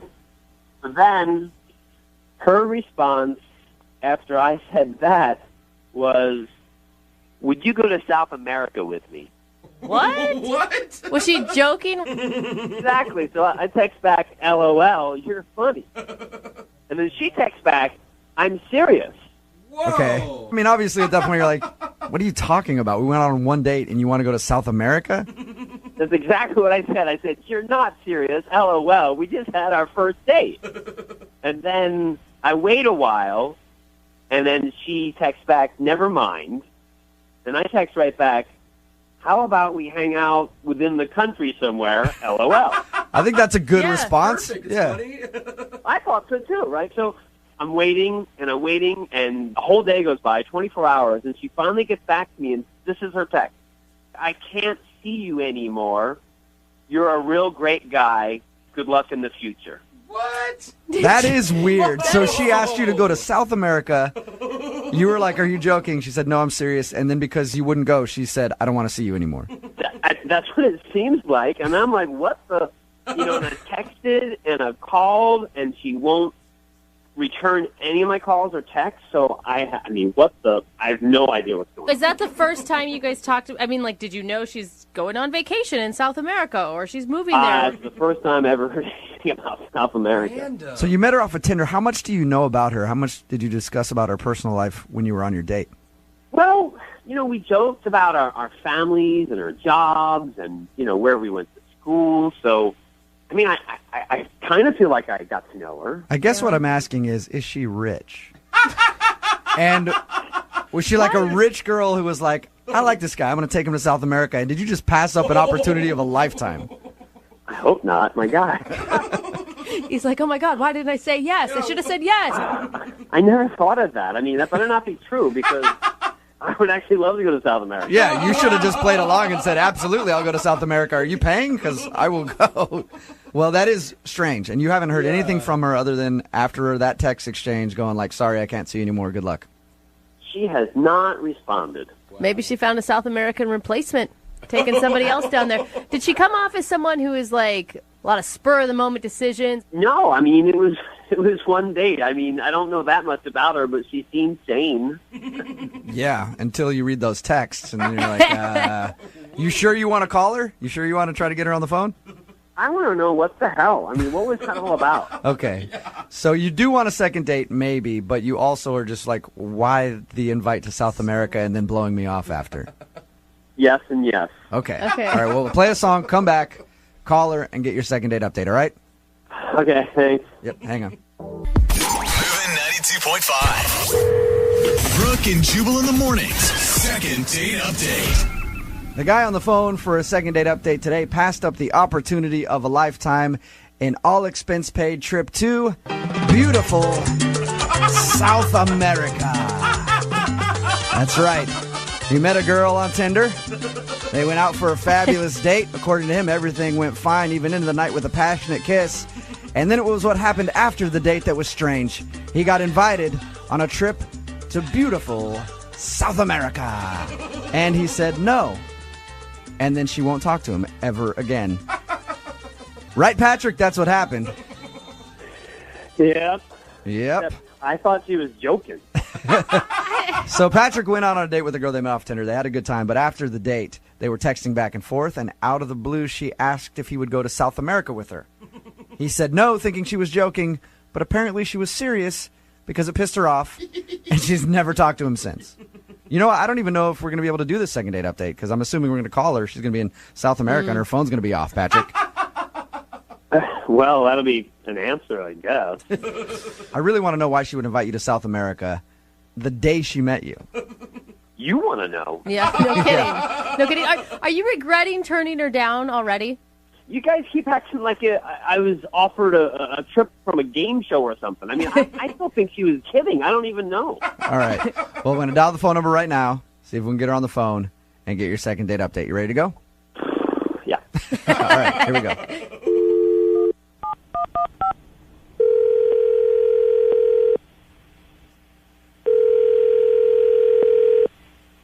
Hello? Buenos dias. Can I speak to please? Yeah, this is. Hi, how are you? This is Jubal from Brooke and Jubal in the morning. I'm sorry? This is Jubal from Brooke and Jubal in the morning. How are you doing today? I'm sorry, I think you have the wrong number. I didn't sign up for anything, I'm sorry. I know you didn't sign up for anything, but somebody sort of signed you up for something. Okay, well, I'm sorry. If that's true, then you can take me off the list. I'm not really interested. Unfortunately, I can't take you off the list because this is a morning radio show, and you recently went out with one of our listeners, but aren't calling him back. So he asked us to get you on the phone and find out why. I don't know if I'm comfortable with this. I'll give you a little background first. Okay, his name is Patrick. You guys met on Tinder. I'm sorry. I'm not comfortable talking about this. I'm not interested. Can I just ask you one question? I'm just curious about the text messages that you sent him after your date when you invited him to South America. Were you being serious? Whoa. She's hung Wow, up. Patrick. You must have really pissed her off by not agreeing to go to South America. This is getting even weirder. All right, I'm going to try to call her back. Look, I'm not trying to be a bitch. If I'm going to talk to you, I need you guys to bleep my name out. Okay, that's fine. I can beep your name out. You're pretty much, you're anonymous anyway. Nobody really knows who you are. Do you have friends that listen to the show? I don't know. I don't even know who you guys are. So. Okay. So you're pretty much anonymous. I promise you, if you let us talk to you for a minute, I will beep your name out. Nobody will know who you are. So what do you need to know? Well, I'm curious about the text messages that you sent to Patrick. So we talked to him about your date. He said that it was great. And then he told us after your date, you asked him to go to South America. He thought you were joking, and then it sounded like you were serious. And that's the last he's heard from you. those were private messages, and he probably shouldn't have shared them with you. Okay, but he did, and he liked you a lot, so he asked us to get you on the phone. Do you not like Patrick? No, I thought Patrick was a really cool guy. I thought he was, cute and funny and smart. Okay, and were you serious about the invite to South America? I'm just, my life's been pretty complicated lately, and Okay. it's just, I'm just going through some weird stuff right now, so I don't. Okay, well, I don't want to get into all your personal stuff. I appreciate you taking the time to talk to us. If you liked Patrick, though, can you help us give him some sort of explanation? Because he really enjoyed your time together, so much so that he emailed us to get you on the phone. I feel super shitty. I didn't want him to feel. I don't want him to feel blown off. I don't want him to feel like he's not a good guy. He is. It has absolutely nothing to do with him. It just has to do with what I'm dealing with right now. Okay, can you give me anything that I can say to him, though? Like, just tell me what I can tell him so that he can feel good about it and move on if you don't want to see him again.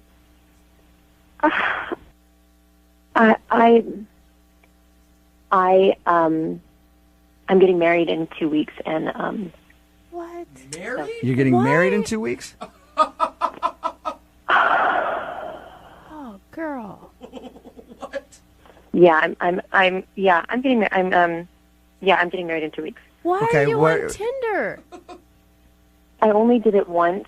I'm just having a lot of second thoughts, and Patrick seemed like a really cool guy after talking, and I figured if I went on one last date, maybe if I liked it, the universe would tell me where I was supposed to be, whether it was dating or getting married, and So you were kind of having second thoughts about getting married and thought, I'll try one more date.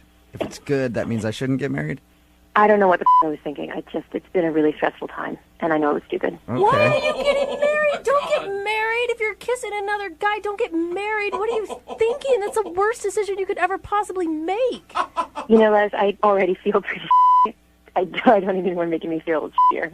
All right. No, it's gonna Hey, make I'm you not. feel No, shittier we're not if trying to. you're We're not trying to married. make you feel. What? We're not trying to make you feel crappy about it. Look, I'm gonna keep her on the phone. We're not trying to make you feel. We're not trying to make you feel crappy about it. I promise. And I appreciate you taking the time to tell us what happened, because then I can go back to Patrick and sort of explain things to him. I do have a question about the South America thing. Can you shed any light on that? I just thought we had a connection. I thought he was really special, and I figured if we were both willing to just drop everything and just leave and go be ourselves elsewhere, then maybe that would make us happy. Whoa. And I thought maybe he'd say yes.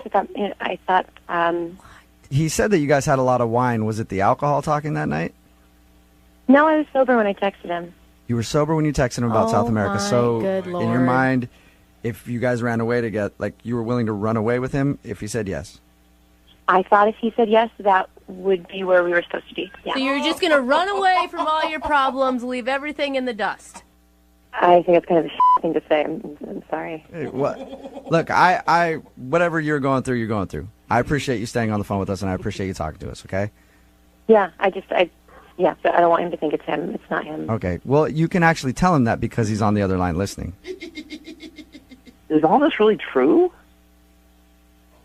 Are you kidding me? No, that's Patrick. I'm so confused right now. I'm sorry, guys. This is bullshit. I don't want to talk to. I don't want to talk to you, Patrick. Hannah, I'd love to talk to you. Can we get together or? Oh no! Hello? Wow, Patrick. What? You devil, you. You almost got a girl that's getting married to leave the country with you and ditch her husband. That's not his fault. Yeah, it is. It's all your fault, Patrick. We didn't throw I'm blown those. away, guys. I'm blown away. You had So no right. idea that she was in another relationship, like none at all. I had no idea. Oh, I'm like dude. freaked out right now. Wow. actually. Not only was she in another relationship, engaged to be married, and was Holy thinking about crap. leaving her husband and the country with you. Oh my God. I really want to talk to her again Why? What do you want to talk to her about? What are you going to say? because I feel the same way.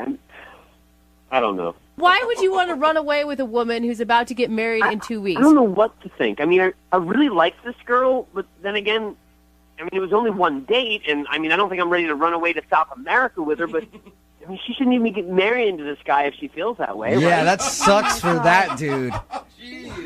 Now, if she would have been on the date with you and told you, I'm assuming you would say no, but I don't know, and told you, hey, I'm about to get married, but I really like you, and I think that I would leave him for you, what would you have done? I have no idea. Oh my God, why would you not? You say no. Why are men so attracted to crazy women? That they're girl hot. is a nut job. Brooke, I you am always- sorry. You always say you believe in love. Love works in mysterious ways. Oh, bullshit. Patrick, she was hot, wasn't she? She was extremely hot. There you go. That's what it is. Normally, this is the time where I ask if you want to go out on a second date, but she's not on the phone, and she's going to be getting married, so probably not interested in another date with you. I guess I'll ask the listeners. Text in 78592. What should we do from here? Oh, my gosh. Brooke and Jubal in the morning. Yes. That is what I call a second date success. I don't know if that's the right word. Yeah. Wow. So if you tuned in like in the middle of that and you didn't know what was going on, Sky Patrick went out with this girl. We had to beep her name, otherwise she wouldn't let us air it at all. But we beeped her name anyway. They went out, they met off of Tinder.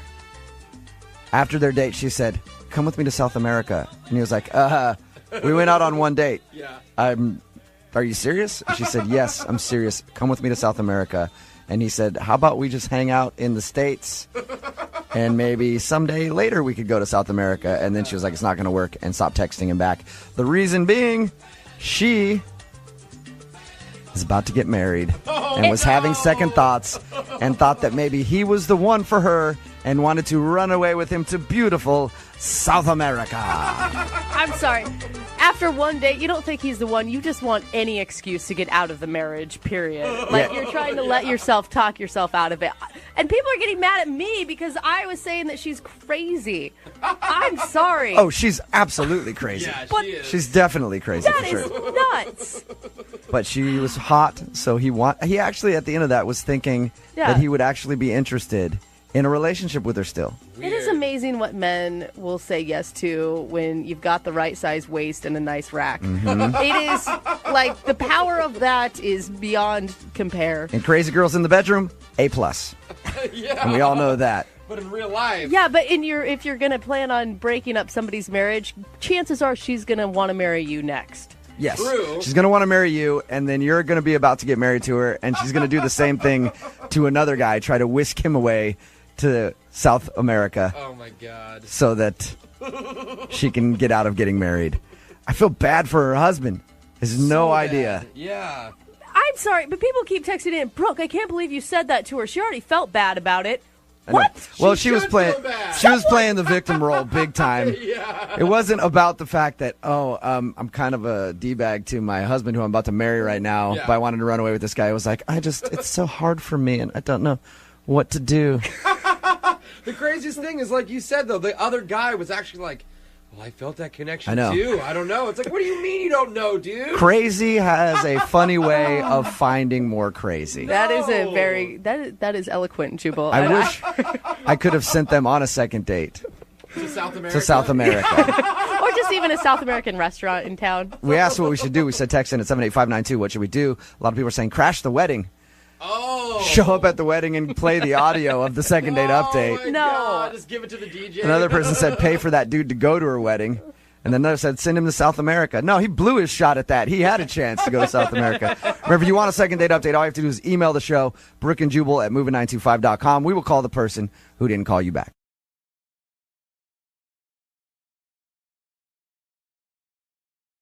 Moving 92.5. Brooke and Jubal's second date update. You know, there's an art to dating. When you go out with somebody and you enjoy your time together, you kind of hang back after the date and don't text right away because you don't want to seem overeager. No, I hate that rule. Well, it's a rule that people abide by, and Jason, who's on the phone to do a second date update today, is hardcore at that rule because he hasn't talked to the girl he wants to call in 2 months. What? Yep. He's doing the 2-month slow play, which I think is a little too long. But Jason, I don't know, man. I don't know exactly what your goal is here. But you want to call her now for a second date update. Why wait 2 months? Well, okay, so I think I'm in a little bit of a unique situation here. See, I went out with this girl, Kathy, 2 months ago, and we went to a dinner, and it was okay. Oh, great. So now you're just rating it as okay. I waited 2 months. It was okay. Figured I couldn't find anything better, so now I'm going to call Kathy back. Is that the plan? Well, no, I... Yes. Yeah, it sounds like that's the plan, Jason. Is that the plan? Is that horrible? Yes. I just think that maybe after, all this time, I came to a realization that this was actually what a date maybe is more supposed to look like. What? What does that mean, Jason? Because if I didn't call somebody back for 2 months and then I was like, all right, look, I got to get a hold of them, even though it's been a long time, I really liked them, I wouldn't describe them the way you just described the girl that you want to call. What's her name? It's Kathy. Kathy. I wouldn't describe them the way that you described Kathy and be like, yeah, it was, it's good. Well, let me tell you about our date. So we go to dinner, and things are going okay. There were no, awkward surprises in the first 10 minutes.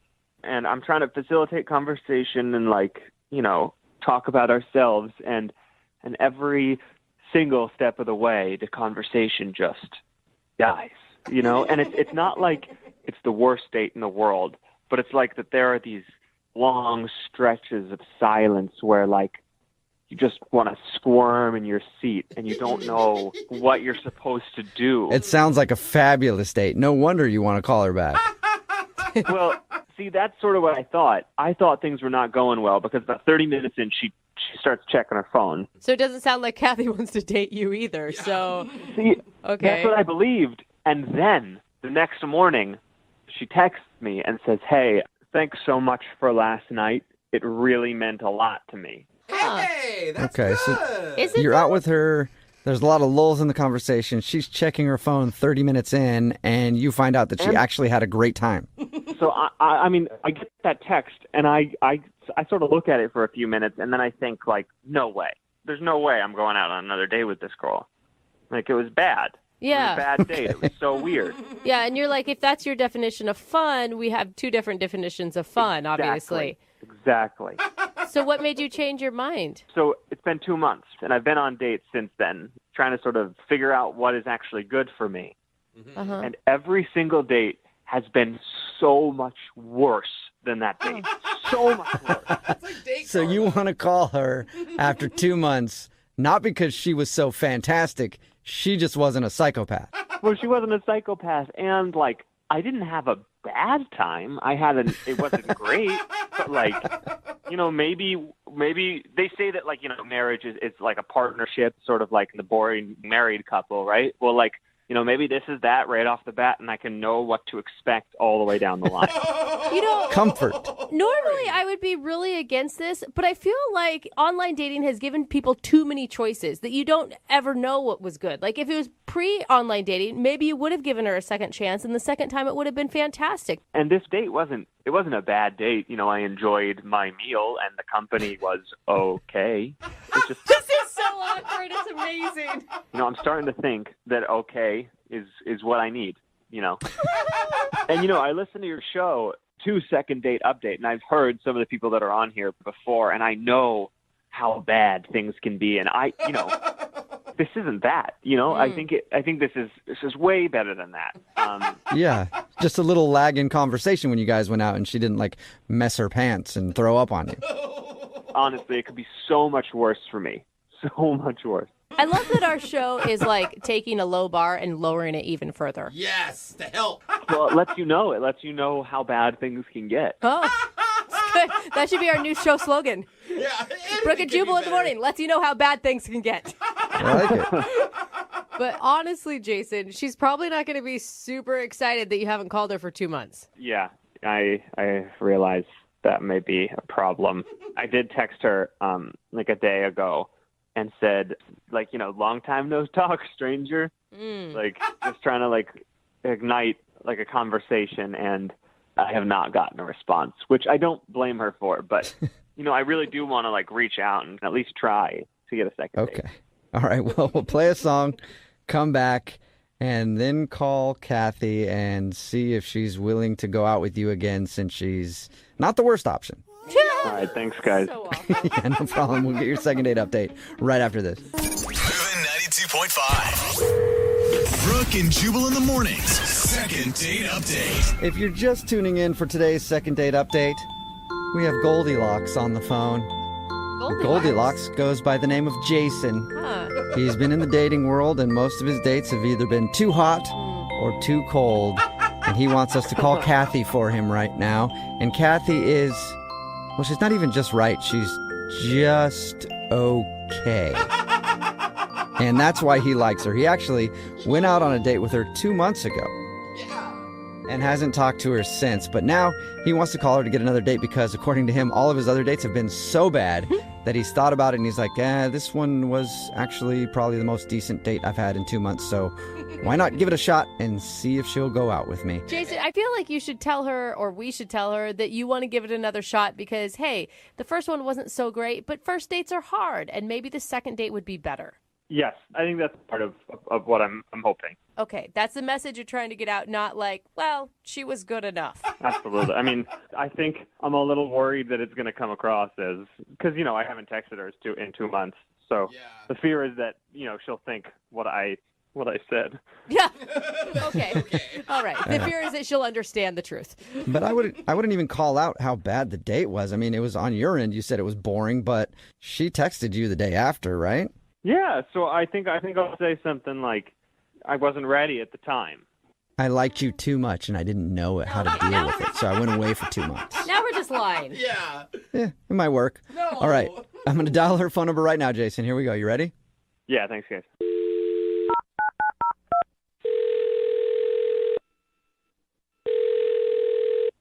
Hello? Hi, can I speak to Kathy, please? This is she. Hey, what's up, Kathy? How are you? This is Jubal from Brooke and Jubal in the Morning. From what? Brooke and Jubal in the Morning. It's a radio show. A radio show? What? Yeah, like the kind that you hear when you're listening to the radio, and then there are people doing a show on there. Good description. We do one of those. Yeah. Okay. And I'm calling you today because we actually got an email from one of our listeners about you. Okay. I know this is weird, but we do a segment on our show called the Second Date Update. That's where if you go out on a date with somebody and then end up not calling them back after, they email us to see if we can get you on the phone and find out what went wrong. Okay. Okay. Your situation is a little different, though, because the guy that wanted us to call you actually kind of blew you off, but he's regretting it now. His name is Jason. Jason, like a few months ago, Jason? Yep, I think we're talking about the same Jason. Yeah. He's calling to get in touch with me now? Yeah, he emailed us and said that he really enjoyed your date, and he doesn't really know why he took so long to get back to you, but he tried to text you the other day, and now you haven't texted him back, so he thought he'd enlist our help to see if we could get you on the phone and find out if you would like to see Jason again or if you enjoyed your time with him. Huh, that's actually pretty funny. That was actually a pretty big night for me, weirdly enough. The date you had with Jason was a big night? Yeah, kind of. It's just weird that he's asking now. I mean, like, why wait like 2 months? That's okay. That's what we said. What was so big about that night for you? Well, honestly, that night I kind of came to the conclusion that I was more interested in women than men. Whoa, what? Oh. Like you came out of the closet that night? Well, I mean, that came like a week or so later, but that night I realized, what it was that I actually wanted. Whoa. Good for you. Wow. Way to find And your truth. How did that hit you all of a sudden while you're out with Jason? I just kind of felt like the whole time on our date, I was just kind of bored. Like, I felt like I was really grasping at things to talk about, and they just, nothing was really landing.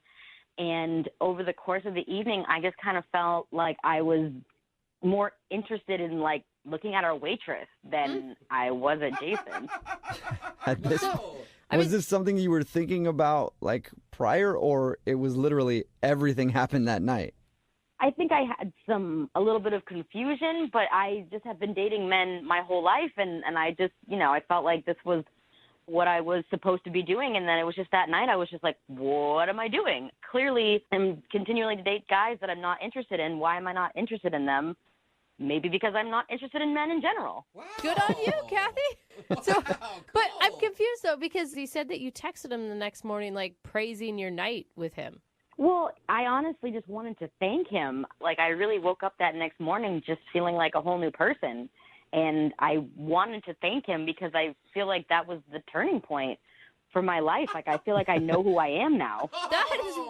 That's amazing. He read your text completely wrong. He thought you were texting him saying how much fun you had on the date, not that your date was so boring it made you switch teams. Oh, my God. He thought that I meant, like, that I had a good time. Yeah. Yeah. Oh, I meant, like, thank you for helping me figure out my life. Right.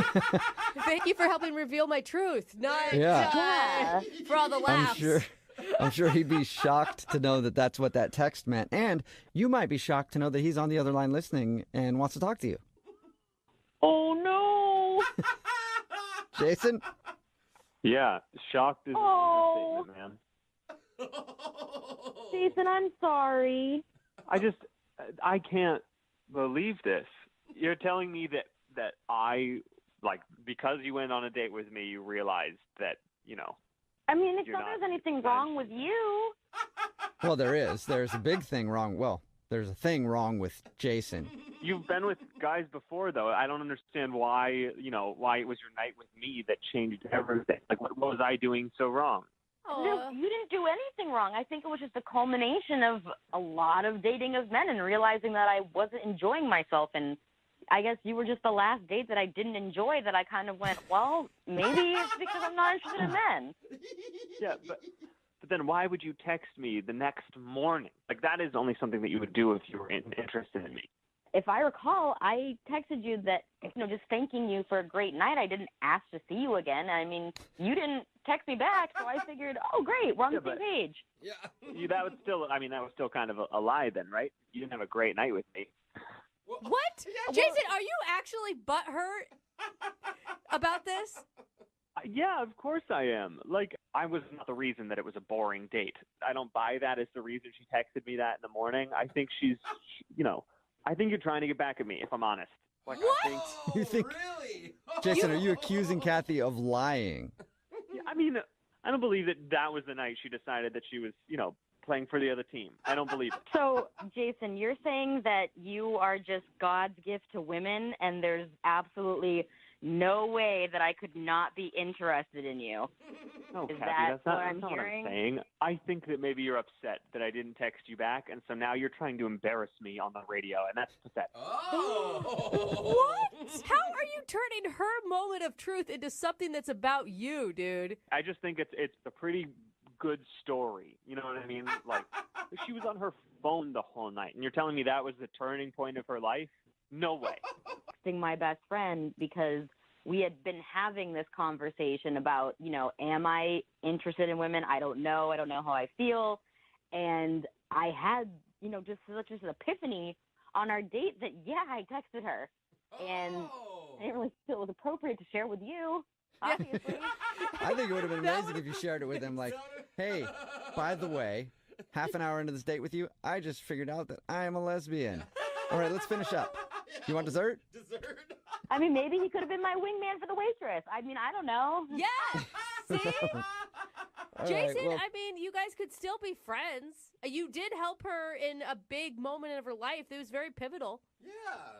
Yeah, I can introduce you to some of my friends. Like, I'm open to that. Hey. well, Kathy, what would you say to going out on another date with Jason? We will pay for it. Would you go on a second date with Jason?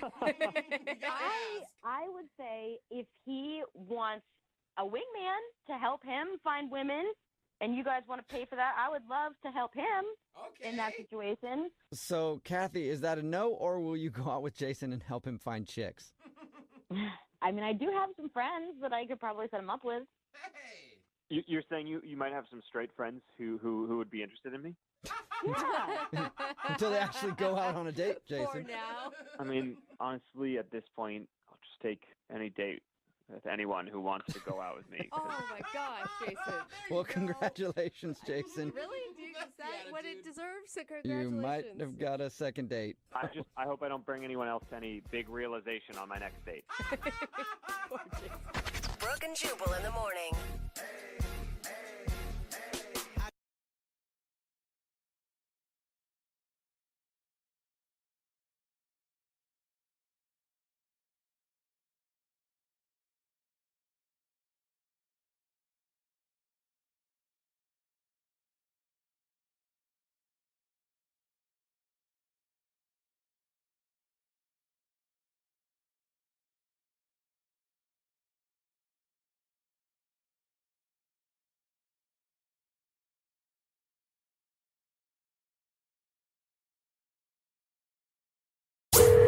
Second date update. We have one of our listeners named Brian on the phone for a second date update today, and I'm actually really interested to talk to him. Okay. Because in his email, Brian says he actually met his date the old-fashioned way. That's nice. I know. Yeah. So, Brian, you clubbed her and dragged her back to your cave for a marriage?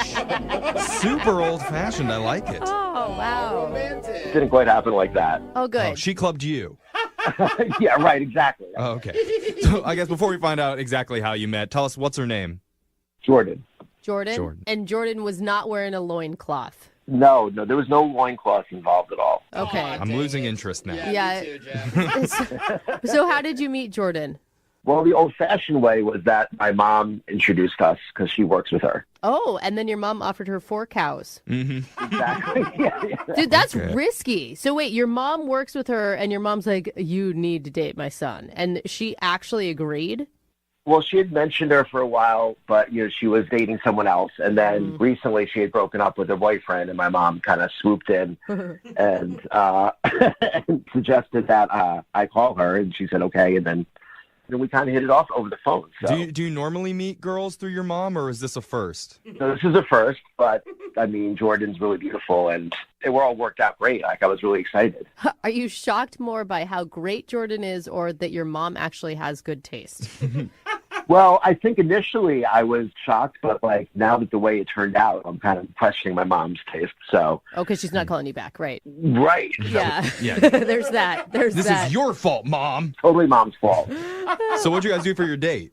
I took her to a nice Italian restaurant. I wanted to impress her, and she seemed like a genuinely good-hearted person. I don't know what to say, and she had this really amazing smile, and I was just kind of like falling in love with this girl. Like, whoa. Oh, wow. That's a line to drop there. I know. I'm like, she was just so perfect. It's like an episode of The Bachelor. Yeah. It really was. It really was. Even to the point where we were sharing dessert, and she says, hey, I'm having so much fun. Can we stay longer? Oh, she said that. Yeah. I'm like, oh, wow, okay. So we did that, and then, I paid for dinner, and I, offered to drive her home. Okay. And we get to her place, I'm thinking, okay, I'm at least getting a kiss.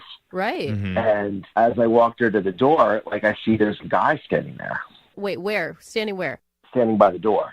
And she says under her breath, she's like, oh, no, that's my ex. Right. What? Right. And I was like, all right.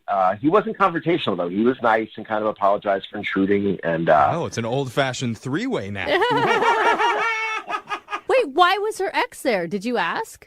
well, he says, I need to speak to you for a second. And he was like, I'll go wait in the car. And I don't know, after that, she was just totally different. And she had this like look of concern on her face, I would say. And yeah, I was like, look, I understand relationships are complicated. You know, I understand breakups can be weird. And I just wanted to give her space to kind of take care of this. And did she mention on the date her ex at all? She said she got out of a relationship recently. So, Okay. you know, we talked about it a little bit. And I knew it was still kind of fresh, but she seemed like she was, you know, ready to start dating again and kind of had moved on.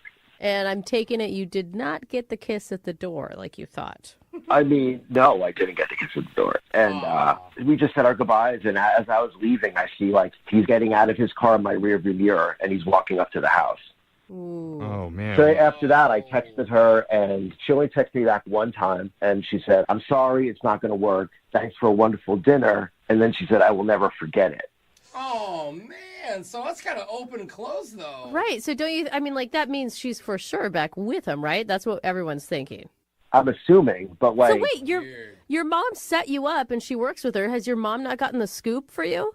I asked her, but she said she feels a little awkward about it. And, yeah. She mentioned it to Jordan, and Jordan, she was kind of brushed her off. So I'm not really sure what happened. So what are you hoping to get out of this phone call right now? Are you looking to get a second date, or are you just looking to find a reason and figure out what happened? Well, I mean, if they got back together, I need you guys to break it up. Okay. Wait, is that a joke or is that not a joke? No, it'd be great if you could. What?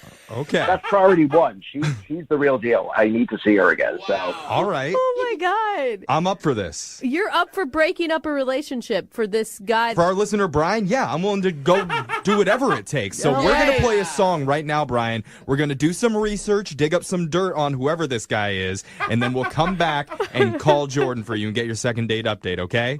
There is no fallback. You must break them up. All right. Okay, well, let the social media stalking begin. We got a couple minutes here. Yeah, we're going to end a relationship right after this. I know you're kidding, but I really hope you do. Second date update. Brian, I've been thinking more about it, and I've decided I'm going to do something for you that I've never done before. What's that? We've done hundreds of second date updates, and you're the only person I'm going to hang up on right now. So thank you. Goodbye. No. Why?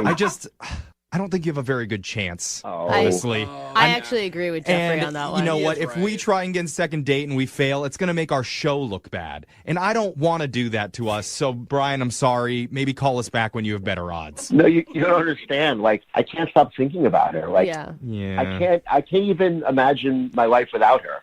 Whoa. Okay, buddy. I mean, see, this is sorry, there's something about this that bothers me, Brian, and this is what it is. I finally realized when you said that. It's that you're the dude that always wants what he can't have. And you know what? Fast forward 6 months from now, you're suddenly going to be bored in a relationship with Jordan. No, I'm not. Yeah, sure. No, Dude, ladies know what I'm talking about, okay? If she didn't have a boyfriend, would you be saying things like that? I wouldn't even be talking to you right now because I'd be with her right now, and I wouldn't need a second date update. Okay. Yeah, see? I don't know. Or I would be talking to you at our wedding. See? I believe in That's love. the stuff that I'm talking about. I believe in love, and I think this is your one shot, bro. I have your back. Thank you. Well, in case you're just tuning in, we're in the middle of a second date update, and Brian desperately wants another chance at love. I'm saying the L word because Brian said he was falling in love on his first date, like a crazy person would say. But we like crazy people. And so, anyway, at the end of Brian's date, he got a very rude surprise when the girl's ex was waiting at the door to talk to her. And afterwards, she sent Brian a text saying, basically, I had a great time, but you're out. Yeah. So we don't know if she's actually back with her ex or not.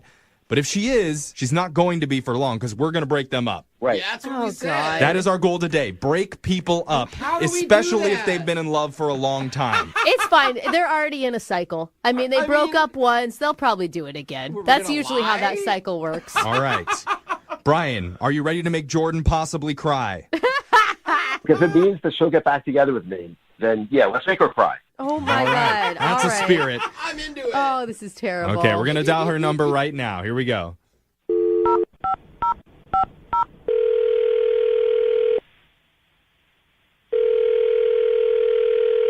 Hello? Hi, can I speak to Jordan, please? This is Jordan. Hi, Jordan. Hi. Hi. Hello? Who's this? Oh, my name's Young Jeffrey. Yeah, she doesn't know who you are. That's right. That's how phone calls work. You can't see me, can you? My name's Young Jeffrey. I work on the radio. Okay. What's up? Well, not too much. We're calling you because we're doing something called a second date update. Do you know what that is? Maybe? I'm not sure.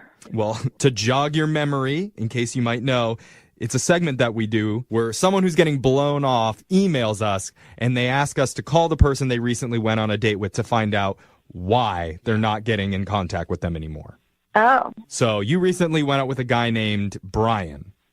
Yeah. Yeah. Okay. And it sounds like you had a great time with Brian. Yeah, I mean, I guess. We went on That doesn't sound very promising. Oh my God, that's the worst response you could have to that. Well, Brian told us a little bit about what happened, and he said that your ex was there at the end of the night, Yeah. And then after he had a run-in with your ex, you texted him that it's basically over. Well, I mean, it's been really hard. Like, Brian's a really nice guy. Yeah. I mean, I didn't want to hurt him or anything, just things happen in life, so. So you hurt him. And it was just it was just one date. I mean, yeah. Just, I don't know. Like, I have so much history with my ex. I mean, we've been dating since high school. oh, girl, you're in that cycle. Well, yeah, I mean, like, he's been at my parents' house, like, every holiday, birthdays, my parents' anniversaries. Like, we've just a lot together. Like, we've experienced everything, and I don't know, I really love him, so. Okay, wait, though. Can I just ask you? Yeah. Because it sounds like you're with your ex, I guess now your current boyfriend, simply because of history. And I'm going to tell you, that is not a long-lasting reason to be with somebody. Well, it's more than that. I mean, it's more than just history. Like, we had a rocky, patch, because he broke up with me. Like, there was this bartender girl he met one night, and he's out with his friends. Like, I was upset about it. And I was like, what are you doing leaving me for a trip like that? Like, it's like a dirty bartender who's been with, like, over 100 guys or whatever. But he's like, oh, it's time for me to try something new and spread my wings. And so at first I was depressed and I'm angry. And then I wasn't going to let this happen. So just, like, this date came up, and I was like, you have to play dirty. Like, what's left? Oh, wait, so, wait, you used Brian to make your ex jealous? Wow. Don't judge me until you hear the whole story. Oh, I'm not judging you. I've definitely done the same thing. We're fine. Yeah. So what happened? So earlier that week that we went out, like, I planned for my ex and I to exchange things at my house. Yeah. So I scheduled my date with Brian the same evening because I was like, well, at least I'll get my bang for my buck, and I'll make my ex jealous. So I knew he'd be there when we got back from dinner. And honestly, everything did go perfectly. Like, my ex saw me with another guy having fun. He got jealous. Like, when I got out of the car, like, I did an extra loud laugh. Wow, you are the worst. No, That's a solid not. move. It's a solid move. It was fine. Like, whatever. We had a nice time. I snuggled up next to Brian's arm while we walked. Like, I even acted surprised and concerned in front of Brian. Like, I really tried to sell it. Well, how do you think that Brian feels being used like this? Honestly, if he feels bad, he should just get over it. It was just one date. Whoa! Well, I don't know if he can, especially now that he knows that you set the whole thing up just to get back with your ex. Well, he's not going to know if you don't tell him. Well, I don't have to tell him because you already told him. I don't get it. We didn't tell you this, but Brian has actually been on the phone and has been listening this whole time. What? Yeah. Sorry. You guys tricked me? Yeah. Is tricking not allowed in your world? We're Yeah, I don't also know. not in a healthy relationship, Jordan. Brian. How could you do this? I really like you. Okay, I don't even know. Like, he shouldn't have heard everything. He shouldn't have heard everything. Well, he did hear it, and you need to talk with him about it right now. Yeah. But so when did you even come up with this plan? I mean, you're just using me? I mean, I was just looking for somebody to make my ex jealous. Like, your mom showed me your picture. I don't know. I was just like, okay, he'll do.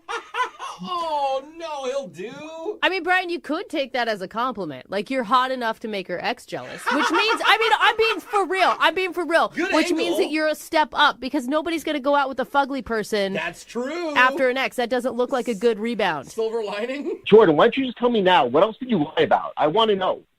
I lied about wanting dessert on the date. I needed to stay with you at the man. restaurant longer.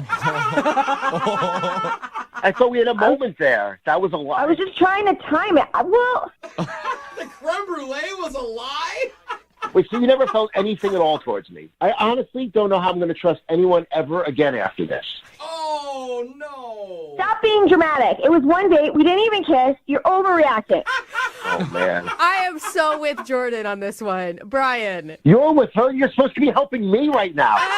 Man. What is going on here? Yeah, bro. You're never going to trust anyone again after your first date lied to you. I mean, it's kind of like newsflash. Everybody lies on a first date at in some way. Sometimes you click, I know. right? Brooke is never honest with her husband, and that's how she got married. It's not that. It's just like... It's the key to a successful relationship. Zero truth. I'm just saying it didn't work out, Brian. You were dropping a lot of big words after barely knowing someone and obviously not knowing anything about them. it doesn't change how I feel. I mean, I feel like I was duped. Like, it just isn't right. That's fair. That's fair. I'm giving you that's fair. Yeah. You did a really good thing. Like, I have to thank you, because without you, I wouldn't have gotten back together with my ex. Oh, so that's really nice of you. rubbing it in. No, he's a matchmaker. Yes. You're such a Whoa. Okay. All right. And I let's think back it up, I Brian. think that is the right time to ask if you guys would like to go on a second date. We will pay for it if you guys go out. Yeah, if I ever need you again, are you okay if I call? No. Oh, man. I'm sure he'll cheat on you soon anyway. Oh, come God. It's getting Oh, dirty. just get over it. Get over it, Brian. He's probably cheating on you right now while you're on this call. Oh, God. All right. Well, Okay. okay. Well, so no second date for you, Brian, Sorry, but you know what? I feel really bad for you. Yeah, Like, you great. shouldn't have been put through this situation. And I'm sure that one of our listeners would love to lie to you two to get back with their ex. So text in 78592. Oh, man. Would you like to go out with Brian and get back together with your ex? We'll pay for it. I hear you're good arm candy, Brian. Oh, God, you guys. I hate you guys so much. Aw, that's sweet.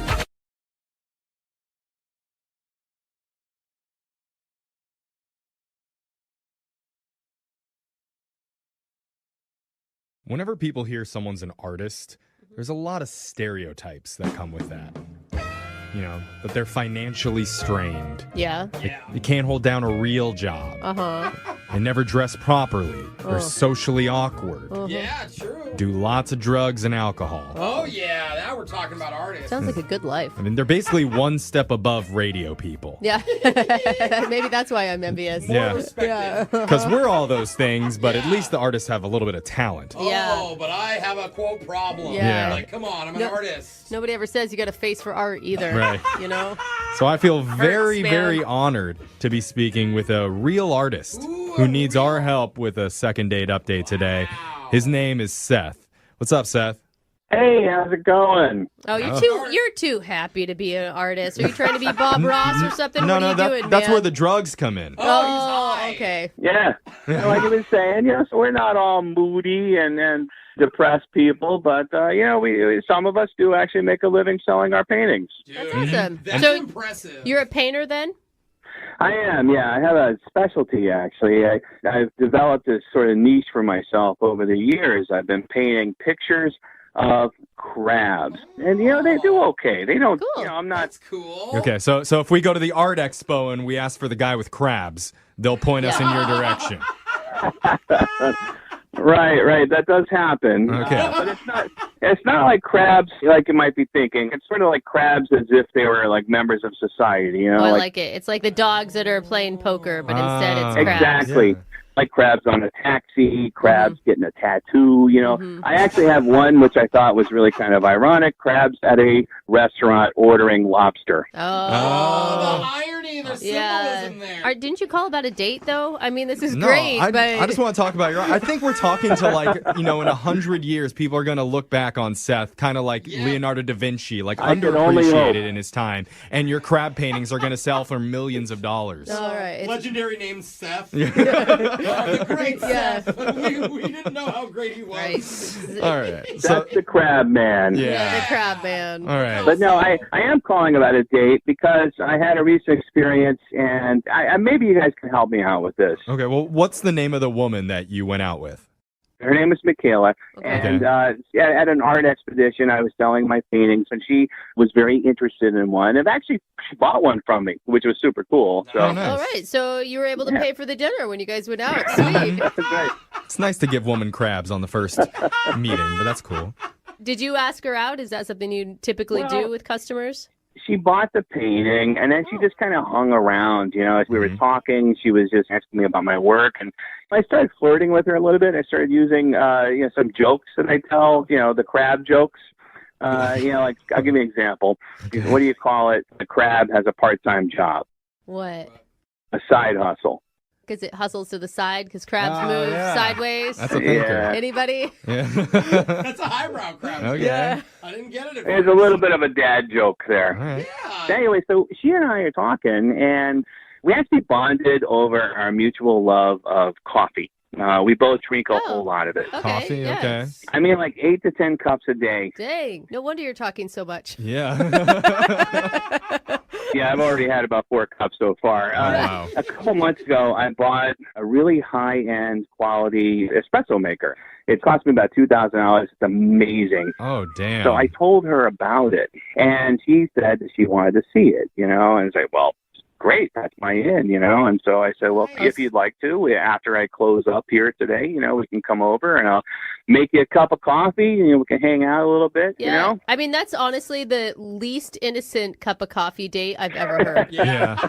I mean, that's an old cliche when you invite someone up to your place for a cup of coffee. Yeah. But you're talking an actual cup of coffee. Yeah, come for the coffee, leave with crabs. Yeah. All right. Yeah, anyway, so she comes over and I fire up the machine. I make a couple espressos. I steam some milk, and ask her how she likes it.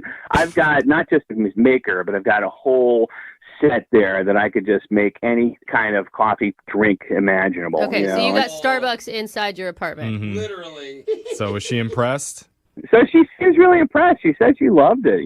We talked for a little while, and then she decided that she had to go home for some reason. Personally, I think that we were starting to connect. We were having sort of a spark, a moment between us, and I don't think she wanted to take it so soon. I mean, she may have not even thought that this was a date. Yeah, so was there any part of this experience that was very romantic for you? Well, I feel like there was a strong connection. Look, it was flirty, it was just there. There was a... Yeah, you say that, but she's not calling you back, so you obviously read something a little wrong. Can you think of something that went wrong? Well, I don't know. I mean, like when she started to leave, I took her downstairs to get her Uber. I tried kissing her, but she pulled back from the kiss, so that didn't work out so well. She actually hit her head on the car as she pulled back. Oh. Like, no, not like she didn't hurt herself, It's just a little bump, I just picture her like trying to climb into an Uber and you're leaning over following her with a kiss and she's like trying to scramble away as fast as Oh, she that can. sounds so terrible. I swear I'm not a creeper. Yeah, you Okay. don't seem creepy. Yeah, I mean, nothing about what you've described sounds like it would be a reason for her to not call you. Is there anything awkward or weird that happened during your encounter? Okay, there was one point where we bumped into my ex-wife, but it really was like no big deal. Wait a minute. How did you just gloss over that? I mean, I thought for sure it was hitting the head while trying to escape a kiss, but where does the ex-wife come in? Yeah, it really wasn't a big deal. I mean, it was quick. My ex and I, we've been divorced for about 5 months, and we just ran into it. She said hi. It was nothing. I can't imagine that had anything to do with it. Yeah, I can. I can imagine real easily that it had something to do with it. All right. Well, we're going to play a song. We'll come back and we'll call Michaela for you and try and get you your second date update, okay? I appreciate it. Thank you so much. All right, hold on. All right, if you're just tuning in, we're on the phone with Seth, a.k.a. the Crabs guy. Self-proclaimed. Yeah, by the which way. it's not a reference to his romantic history. Seth's an artist that specializes in painting crabs in human-like situations. I love it. I want to buy one. Yeah. I kind of like it too. One pincher is bigger than the other. It Right. just kind of makes a funny dynamic. Yeah, just imagine just crabs playing basketball, crabs eating tacos. Oh, crab eating tacos. Yeah, you get it. He love does all the funny things that crabs do in human situations. Yeah. So Seth met a woman named Michaela while selling his art in an expo, and they had a nice day together. She bought one of his paintings. They bonded over their mutual addiction to coffee. He even showed her his $2,000 espresso machine back at his place. Dang. And there was an awkward moment at the end of the night where he tried to kiss her at her Uber, and she pulled back and ended up hitting her head on the car door. Ouch. God. But beyond that, he's not really sure what could have caused this date to You're leaving end poorly. something out. Yeah, he like nonchalantly adds at the end that he ran into his ex-wife Oh, who right. he's only been divorced from for like 5 minutes. Yeah. Or 5 months, whatever, same difference. Yeah. Yeah, he did drop that in there too. So one of those things must be the reason. No But wonder he can't figure it out. what are you feeling here, Seth? Yeah, I don't know. I really hope that you guys can convince her to see me again. I think she was a lovely person, and we hit it off, and we had a great time. You didn't describe your interaction with your ex-wife at all. Like, I feel like we need some sort of background on that before we call this girl. Yeah. Honestly, it was so inconsequential. I mean, it was nothing. It was just sort of like a high and by kind of moment. All right. Okay. Well, I don't know. I mean, it's only 5 months. Whatever. let's All right, call if you say Michaela so. and see what she has to say, because we could speculate about this all day. Sure. We just got to get to the bottom of it and make a call. You ready to do this, Seth? Yeah. All right. Let's dial the phone number right now. Here we go.